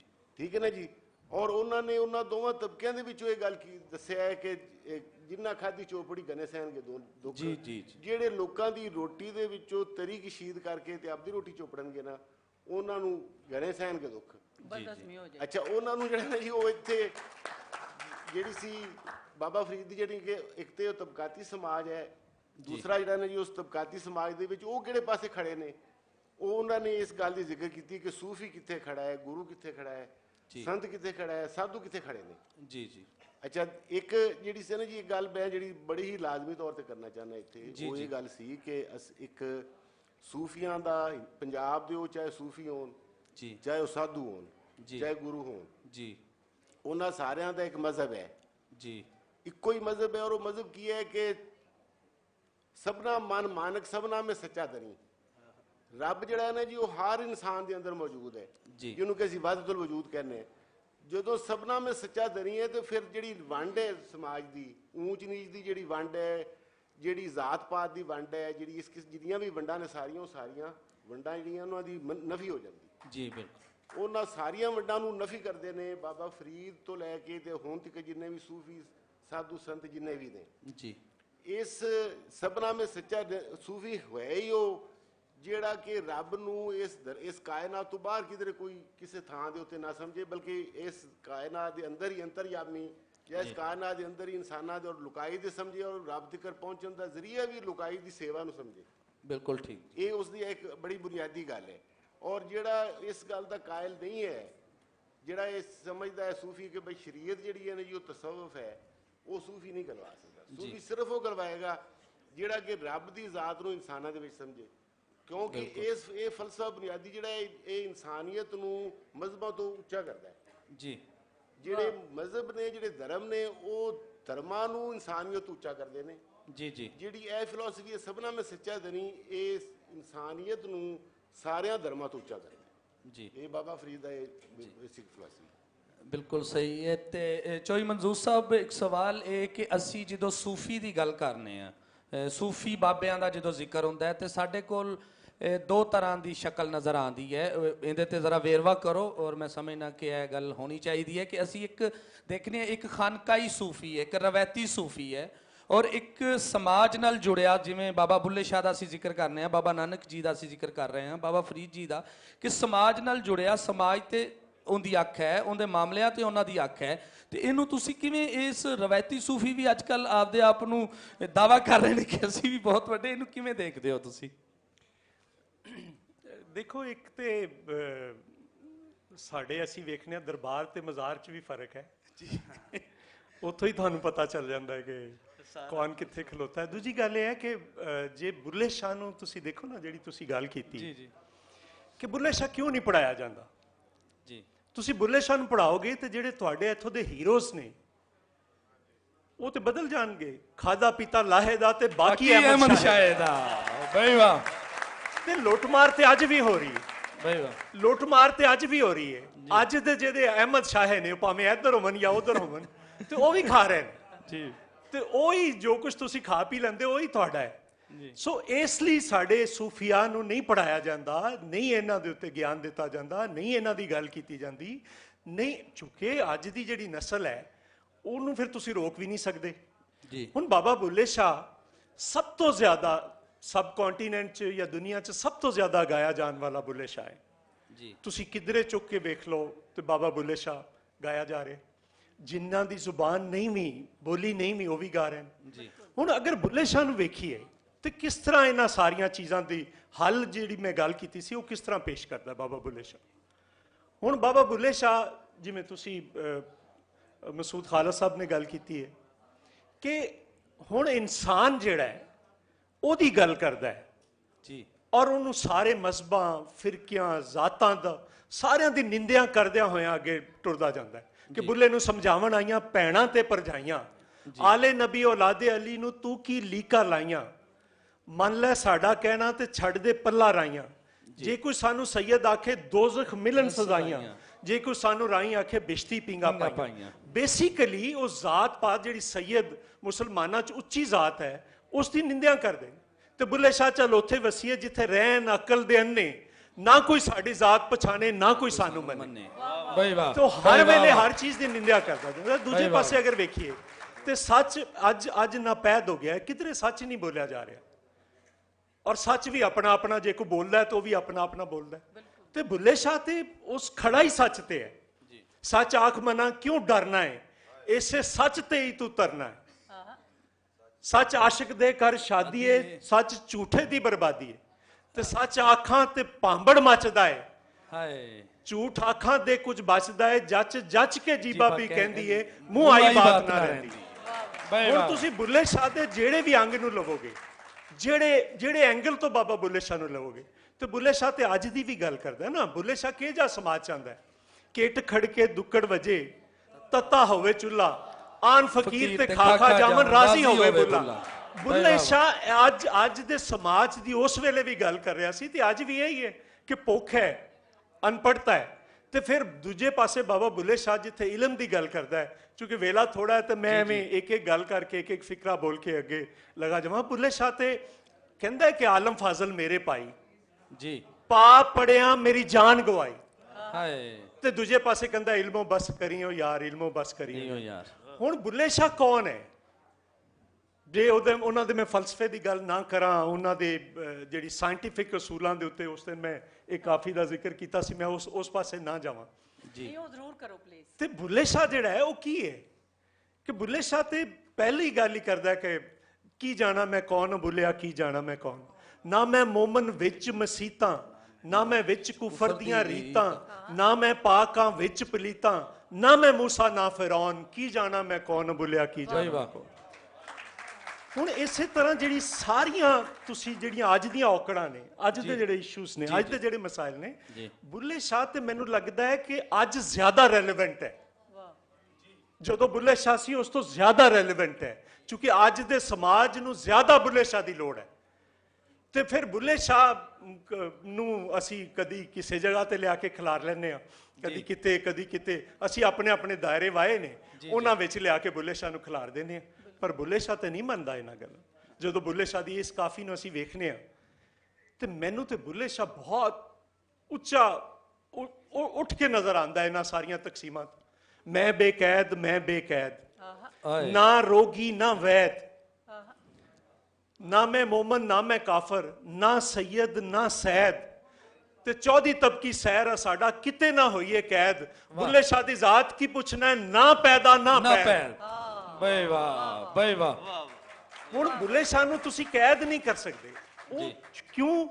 ਉਹ ਇੱਕ ਇਨਸਾਨ ਦੀ ਗੱਲ ਕਰਦਾ ਹੈ ਤੇ ਇਨਸਾਨ ਨੂੰ ਸਾਰੀਆਂ ਇਹਨਾਂ ਤਕਸੀਮਾਂ, ਇਹਨਾਂ ਹੱਦਾਂ ਤੋਂ ਉੱਚਾ ਉਠਾ ਕੇ ਤੇ ਫਿਰ ਵੇਖਦਾ ਹੈ ਬੁੱਲੇ ਸ਼ਾਹ। ਤੇ ਮੈਂ ਸਮਝਣਾ ਕਿ ਅੱਜ ਜਿੰਨੀ ਬੁੱਲੇ ਸ਼ਾਹ ਦੀ ਲੋੜ ਹੈ ਸ਼ਾਇਦ ਉਸ ਵੇਲੇ ਵੀ ਨਾ ਹੋਵੇ ਜਿਸ ਵੇਲੇ ਉਹਨਾਂ ਲੜਾਈ ਕੀਤੀ ਸੀ। ਸਭ ਕਾਫਰ ਵਾਲੀ ਜ਼ਰਾ ਸੁਣਾਓ ਜੀ ਜੀ ਜੀ ਉਹ ਜੀ ਪਲੀਜ਼। ਮੈਂ ਉਸ ਦਿਨ ਨਹੀਂ, ਮਿਹਰਬਾਨੀ ਇਹਨਾਂ ਦੀ, ਨਹੀਂ ਸ਼ੇਰ ਸੁਣਾਣਾ ਹੈ ਉਹਨਾਂ ਨੇ। ਮੈਂ ਸਿਰਫ ਇੱਕ ਸ਼ੇਰ ਸੁਣਾਣਾ। ਸ਼ੇਰ ਪੜਨ ਦੇ ਕਈ ਅੰਗ ਨੇ। ਨਹੀਂ ਪਲੀਜ਼ ਪਲੀਜ਼। ਤੇ ਇੱਕ ਹੈ ਕਿ ਬੁੱਲੇ ਸ਼ਾਹ ਕੀ ਸੀ, ਕਿਉਂ ਉਹਨੇ ਸਾਰੀਆਂ ਰਵਾਇਤਾਂ ਤੋਂ ਜਦੋਂ ਬਗਾਵਤ ਕੀਤੀ ਤੇ ਕੁਫਰ ਦਾ ਫਤਵਾ ਲੱਗਿਆ ਜੀ, ਤੇ ਬਾਬਾ ਬੁੱਲੇ ਸ਼ਾਹ ਨੇ ਕਿਹਾ ਕਿ ਤੂੰ ਆਸ਼ਿਕ ਹੋਇਓ ਰੱਬ ਦਾ, ਹਾਂ, ਤੇ ਹੋਈ ਮਲਾਮਤ ਲਾਖ, ਹਾਂ, ਤੈਨੂੰ ਕਾਫਰ ਕਾਫਰ ਆਖ ਦੇ, ਤੂੰ ਆਹੋ ਆਹੋ ਆਖ। ਪਰ ਮੈਂ ਇਹਨੂੰ ਜ਼ਰਾ ਇੱਕ ਹੋਰ ਤਰ੍ਹਾਂ ਪੜਨਾ, ਜਿਹੜੀ ਡਾਕਟਰ ਸਾਹਿਬਾ ਦੀ ਫਰਮਾਇਸ਼। ਜੀ ਦੱਸੋ। ਮੈਂ ਜਦੋਂ ਸਟੂਡੈਂਟ ਸਾਂ, ਬੁੱਲੇ ਸ਼ਾਹ ਸਟੂਡੈਂਟ ਫੈਡਰੇਸ਼ਨ ਅਸੀਂ ਬਣਾਈ ਸੀ, ਉਹਦੇ ਉਦੋਂ ਵੀ ਮੈਂ ਐਵੇਂ ਹੀ ਪੜਦਾ ਸੀ ਕਿ ਬੁੱਲੇ ਆਸ਼ਿਕ ਹੋਇਓ ਰੱਬ ਦਾ, ਤੇ ਹੋਈ ਮਲਾਮਤ ਲਾਖ, ਤੈਨੂੰ ਕਾਫਰ ਕਾਫਰ ਆਖ ਦੇ, ਤੂੰ ਆਹੋ ਆਹੋ ਆਖ। ਬਈ ਵਾਹ। ਜੇ ਵਿੱਚ ਵਕਫਾ ਪਾ ਲਓ ਤੇ ਤੈਨੂੰ ਕਾਫਰ ਕਾਫਰ ਆਖ ਦੇ, ਤੂੰ ਆਹੋ ਆਹੋ ਆਖ। ਤੈਨੂੰ ਝੂਠੇ ਹਾਂ, ਯਾਨੀ ਜਿਹੜੇ ਆਪ ਕਾਫਰ ਨੇ ਉਹ ਕਾਫਰ ਆ। ਵਾਹ ਵਾਹ। ਸੋ ਇਹ ਬੁੱਲੇ ਸ਼ਾਹ ਦੇ ਕਈ ਅੰਗ ਨੇ ਤੇ ਮੈਂ ਸਮਝਣਾ ਕਿ ਅੱਜ ਦੇ ਲੋੜ, ਅੱਜ ਅਜੂਕਾ ਸਮਾਜ ਨੂੰ ਸਭ ਤੋਂ ਬਹੁਤੀ ਜਿਹੜੀ ਲੋੜ ਹੈ ਅੱਜ ਬੁੱਲੇ ਸ਼ਾਹ ਦੀ। ਬਈ ਵਾਹ, ਬਈ ਵਾਹ। ਤੇ ਕਲਿਆਣ ਜੀ, ਬਾਬਾ ਨਾਨਕ ਜੀ ਨੇ ਕਿਹਾ ਕਿ ਰੈਨ ਗਵਾਈ ਸੋਈ ਕੇ ਦਿਵਸ ਗਵਾਇਆ ਖਾਏ, ਹੀਰੇ ਜੈਸਾ ਜਨਮ ਹੈ ਕੋਡੀ ਬਦਲੇ ਜਾਏ। ਤੇ ਬਾਬਾ ਨਾਨਕ ਜੀ ਦੇ ਜਿਹੜਾ ਮੇਨ ਗਿਆਨ ਹੈ ਜਾਂ ਫਲਸਫਾ ਹੈ ਜਾਂ ਸੋਚ ਹੈ, ਉਹਦੇ ਵਿੱਚ ਉਹਨਾਂ ਨੇ ਤਿੰਨ ਚੀਜ਼ਾਂ ਦਾ ਜ਼ਿਕਰ ਜਿਹੜਾ ਹੈ ਕਿ ਕਿਰਤ ਕਰੋ, ਵੰਡ ਛਿਕੋ ਔਰ ਨਾਮ ਜਪੋ। ਇਹ ਅੱਜ ਦੇ ਵੇਲੇ ਨਾਲ ਔਰ ਉਸ ਵੇਲੇ ਨਾਲ ਤੁਸੀਂ ਕਿਵੇਂ ਇਹਨੂੰ ਦੇਖਦੇ ਹੋ? ਬਿਲਕੁਲ ਜੀ, ਬਹੁਤ ਸ਼ੁਕਰੀਆ। ਕਿਰਤ ਕਰਨ ਦਾ ਫਲਸਫਾ ਜਿਹੜਾ ਹੈ ਨਾ, ਉਹ ਇੱਥੋਂ ਹੀ ਮਾਰਕਸਿਜ਼ਮ ਵੱਲ ਜਾਂਦਾ ਹੈ। ਬਹੁਤ ਪਿਆਰਾ ਫਲਸਫਾ ਹੈ, ਹਲਾਲ ਰੋਜ਼ੀ ਰੋਟੀ ਕਮਾਣਾ। ਕਿਰਤ ਦਾ ਮਤਲਬ ਹਲਾਲ ਰੋਜ਼ੀ ਰੋਟੀ ਕਮਾਣਾ ਹੈ ਜੀ। ਔਰ ਫਿਰ ਉਸ ਰੋਜ਼ੀ ਰੋਟੀ ਨੂੰ ਕਮਾ ਕੇ ਕੀ ਕਰਨਾ ਹੈ? ਵੰਡ ਛਕਣਾ ਹੈ ਜੀ। ਬਾਬਾ ਨਾਨਕ ਦਾ ਇਹ ਫਲਸਫਾ ਹੈ ਕਿ ਕਿਰਤ ਕਰਕੇ ਹਲਾਲ ਰੋਜ਼ੀ ਰੋਟੀ ਕਮਾ ਕੇ, ਪਹਿਲੇ ਸਾਡੇ ਨੋਟ ਤੇ ਲਿਖਿਆ ਹੁੰਦਾ ਸੀ ਪਾਕਿਸਤਾਨੀ ਨੋਟ ਦੇ ਉੱਤੇ ਜੀ, ਹਸੂਲੇ ਰਿਜ਼ਕ ਐਨ ਇਬਾਦਤ ਹੈ। ਹੁਣ ਅਸੀਂ ਉਹਦੇ ਤੋਂ ਉਹ ਸਾਰਾ ਇਹ ਦੋਵੇਂ ਫਲਸਫੇ ਜਿਹੜੇ ਸੀ, ਇਹ ਬਿਲਕੁਲ ਬਾਬਾ ਨਾਨਕ ਦੇ ਉਹਨੂੰ ਦਰਸਾਉਂਦੇ ਸੀ ਗੱਲਾਂ ਨੂੰ। ਅੱਛਾ, ਸਾਡੇ ਕੁਝ ਅਨਪੜ੍ਹਤਾ ਵੀ ਹੈ ਕਿ ਸਿੱਖ ਪਤਾ ਕੀ ਕਰਦੇ ਨੇ ਕਿ ਕਿਰਤ ਕਰੋ ਨੂੰ ਛੱਡ ਦਿੰਦੇ ਆ, ਵੰਡ ਛਕਣ ਨੂੰ ਛੱਡ ਦਿੰਦੇ ਆ। ਹੁਣ ਅੱਜ ਕੱਲ੍ਹ ਨਾਮ ਜਪਣ ਲੱਗੇ ਆ। ਨਹੀਂ, ਨਾਮ ਤੁਹਾਡਾ ਉਸ ਵੇਲੇ ਕਾਬਲੇ ਕਬੂਲ ਹੋ ਸਕਦਾ ਏ ਜਦੋਂ ਕਿਰਤ ਕੀਤੀ ਹੋਵੇ ਜੀ, ਫਿਰ ਉਸ ਤੋਂ ਬਾਅਦ ਵੰਡ ਛਕਿਆ ਹੋਵੇ, ਉਸ ਤੋਂ ਬਾਅਦ ਜੇ ਤੁਹਾਡੇ ਕੋਲ ਸਮਾਂ ਹੋਵੇ, ਨਹੀਂ ਤਾਂ ਕਿਰਤ ਵੀ ਰੱਬ ਦਾ ਜਿਹੜਾ ਹੈ ਇਹ ਰੱਬ ਦਾ ਨਾਂ ਹੈ, ਵੰਡ ਛਕਣਾ ਵੀ ਰੱਬ ਦਾ ਨਾਂ ਹੈ। ਜੇ ਉਸ ਤੋਂ ਬਾਅਦ ਵੀ ਤੁਹਾਡੇ ਕੋਲ ਟਾਈਮ ਸਮਾਂ ਹੋਵੇ ਤੇ ਫਿਰ ਤੁਸੀਂ ਉਸ ਰੱਬ ਨੂੰ ਧਿਆ ਸਕਦੇ ਹੋ, ਪਹਿਲੇ ਨਹੀਂ ਧਿਆ ਸਕਦੇ। ਹੁਣ ਜਿਹੜੇ ਸਾਡੇ ਬਾਬੇ ਬਣੇ ਬੈਠੇ ਆ ਉਹ ਕਿਰਤ ਨਹੀਂ ਕਰਦੇ ਆ, ਉਹ ਵੰਡ ਨਹੀਂ ਛਕਦੇ ਆ, ਉਹ ਪਤਾ ਕੀ ਕਰਦੇ। ਬਾਬਾ ਨਾਨਕ ਨੇ ਖੁਦ ਖੇਤੀ ਕੀਤੀ ਹੈ ਕਰਤਾਰਪੁਰ ਦੇ ਵਿੱਚ, ਆਪਣੀ ਖੇਤੀ ਕਰਕੇ ਆਪਣੀ ਹਲਾਲ ਰੋਜ਼ੀ ਰੋਟੀ ਕਮਾ ਕੇ ਫਿਰ ਆਏ ਗਏ। ਜਿਹੜਾ ਕਰਤਾਰਪੁਰ ਆਏ ਗਏ ਹੁੰਦਾ ਸੀ, ਮੈਂ ਉਹਨੂੰ ਯੂਨੀਵਰਸਿਟੀ ਇਸ ਕਰਕੇ ਕਹਿਣਾ ਕਰਤਾਰਪੁਰ ਕਿ ਉਹ ਇੱਕ ਪਬਲਿਕ ਪੁਆਇੰਟ ਨਹੀਂ ਹੈ, ਉਹ ਸਾਂਝ ਦਾ ਡੇਰਾ ਤਾਂ ਹੋ ਸਕਦਾ ਹੈ, ਪਰ ਉਹ ਜਿਹੜਾ ਹੈ ਉਹ ਇੱਕ ਯੂਨੀਵਰਸਿਟੀ ਹੈ ਕਿ ਉੱਥੇ ਆਓ, ਕਿਰਤ ਕਰੋ, ਵੰਡ ਛਕੋ ਤੇ ਨਾਮ ਜਪੋ। ਜਿੱਥੇ ਤੱਕ ਭੈਣ ਨੇ ਗੱਲ ਕੀਤੀ ਹੈ ਕਿ ਸਮਾਜ ਨੂੰ, ਅੱਜ ਦੇ ਸਮਾਜ ਨੂੰ ਕਿਵੇਂ ਜੋੜਿਆ ਜਾਵੇ, ਦੇਖੋ ਸਾਰੇ ਅੱਜ ਦੇ ਸਮਾਜ ਦੇ ਵਿੱਚ ਬਾਬੇ ਨਾਨਕ ਦੀ, ਬਾਬੇ ਬੁੱਲੇ ਸ਼ਾਹ ਦੀ ਔਰ ਬਾਬਾ ਫਰੀਦ ਜੀ ਦੀ ਹਰ ਬਾਬੇ ਦੀ ਸਾਨੂੰ ਲੋੜ ਹੈ। ਜੋ ਗੁਰੂ ਗ੍ਰੰਥ ਸਾਹਿਬ ਚ ਬਿਰਾਜਮਾਨ ਨੇ ਉਸ ਦੀ ਜ਼ਿਆਦਾ ਜ਼ਰੂਰਤ ਇਸ ਕਰਕੇ ਹੈ ਕਿ ਜਿਹੜਾ ਫਲਸਫਾ ਤੁਸੀਂ ਆਪਣੇ ਅੰਦਰ ਲੈ ਕੇ ਬੈਠੇ ਹੋ, ਇਸੇ ਫਲਸਫੇ ਨੂੰ, ਜਿਵੇਂ ਕਿ ਫਰੀਦਾ ਖਾਲਕ ਖਲਕ ਮੈਂ ਖਲਕ ਵਸੈ ਰਬ ਮਾਹੇ, ਫਰੀਦਾ ਖਾਲਕ ਖਲਕ ਮੈਂ ਖਲਕ ਵਸੈ ਰਬ ਮਾਹੇ, ਮੰਦਾ ਕਿਸ ਨੂੰ ਆਖੀਐ ਜਦ ਤਿਸ ਬਿਨ ਕੋਈ ਨਾ ਹੈ, ਕਿ ਉਸ ਤੋਂ ਬਿਨਾਂ ਵਜੂਦ ਹੀ ਨਹੀਂ ਹੈ। ਇਹ ਪੰਜਵੇਂ ਪਾਤਸ਼ਾਹ ਦਾ ਸ਼ਲੋਕ ਹੈ। ਸ਼ਲੋਕ ਵੀ ਬਾਬਾ ਫਰੀਦ ਜੀ ਨੂੰ ਸੰਬੋਧਨ ਕਰਕੇ ਕੀਤਾ ਹੈ, ਜਿਨ੍ਹਾਂ ਨੇ ਇਹ ਕਿਹਾ ਸੀ ਕਿ ਮੈਂ ਰੱਬ ਕਿੱਥੇ ਲੱਭਾਂ। ਉਹਨਾਂ ਨੇ ਕਿਹਾ ਰੱਬ ਲੱਭਣ ਦਾ ਤਰੀਕਾ ਇਹ ਹੈ ਕਿ ਫਰੀਦਾ ਖਾਲਕ ਖਲਕ ਮੈਂ ਖਲਕ ਵਸੈ ਰਬ ਮਾਏ, ਮੰਦਾ ਕਿਸ ਨੂੰ ਆਖੀਐ ਜਦ ਤਿਸ ਬਿਨ ਕੋਈ ਨਾ ਹੈ। ਫਿਰ ਗੁਰੂ ਜੀ ਕੀ ਫਰਮਾਉਂਦੇ ਨੇ ਇसी ਚੀਜ਼ ਨੂੰ ਅੱਗੇ ਲੈ ਕੇ, ਕੀ ਹੈ, ਹਮ ਨਹੀਂ ਚੰਗੇ बुरा नहीं कोई, हम नहीं चंगे बुरा नहीं कोई, प्रणवत नानक धारै सोए।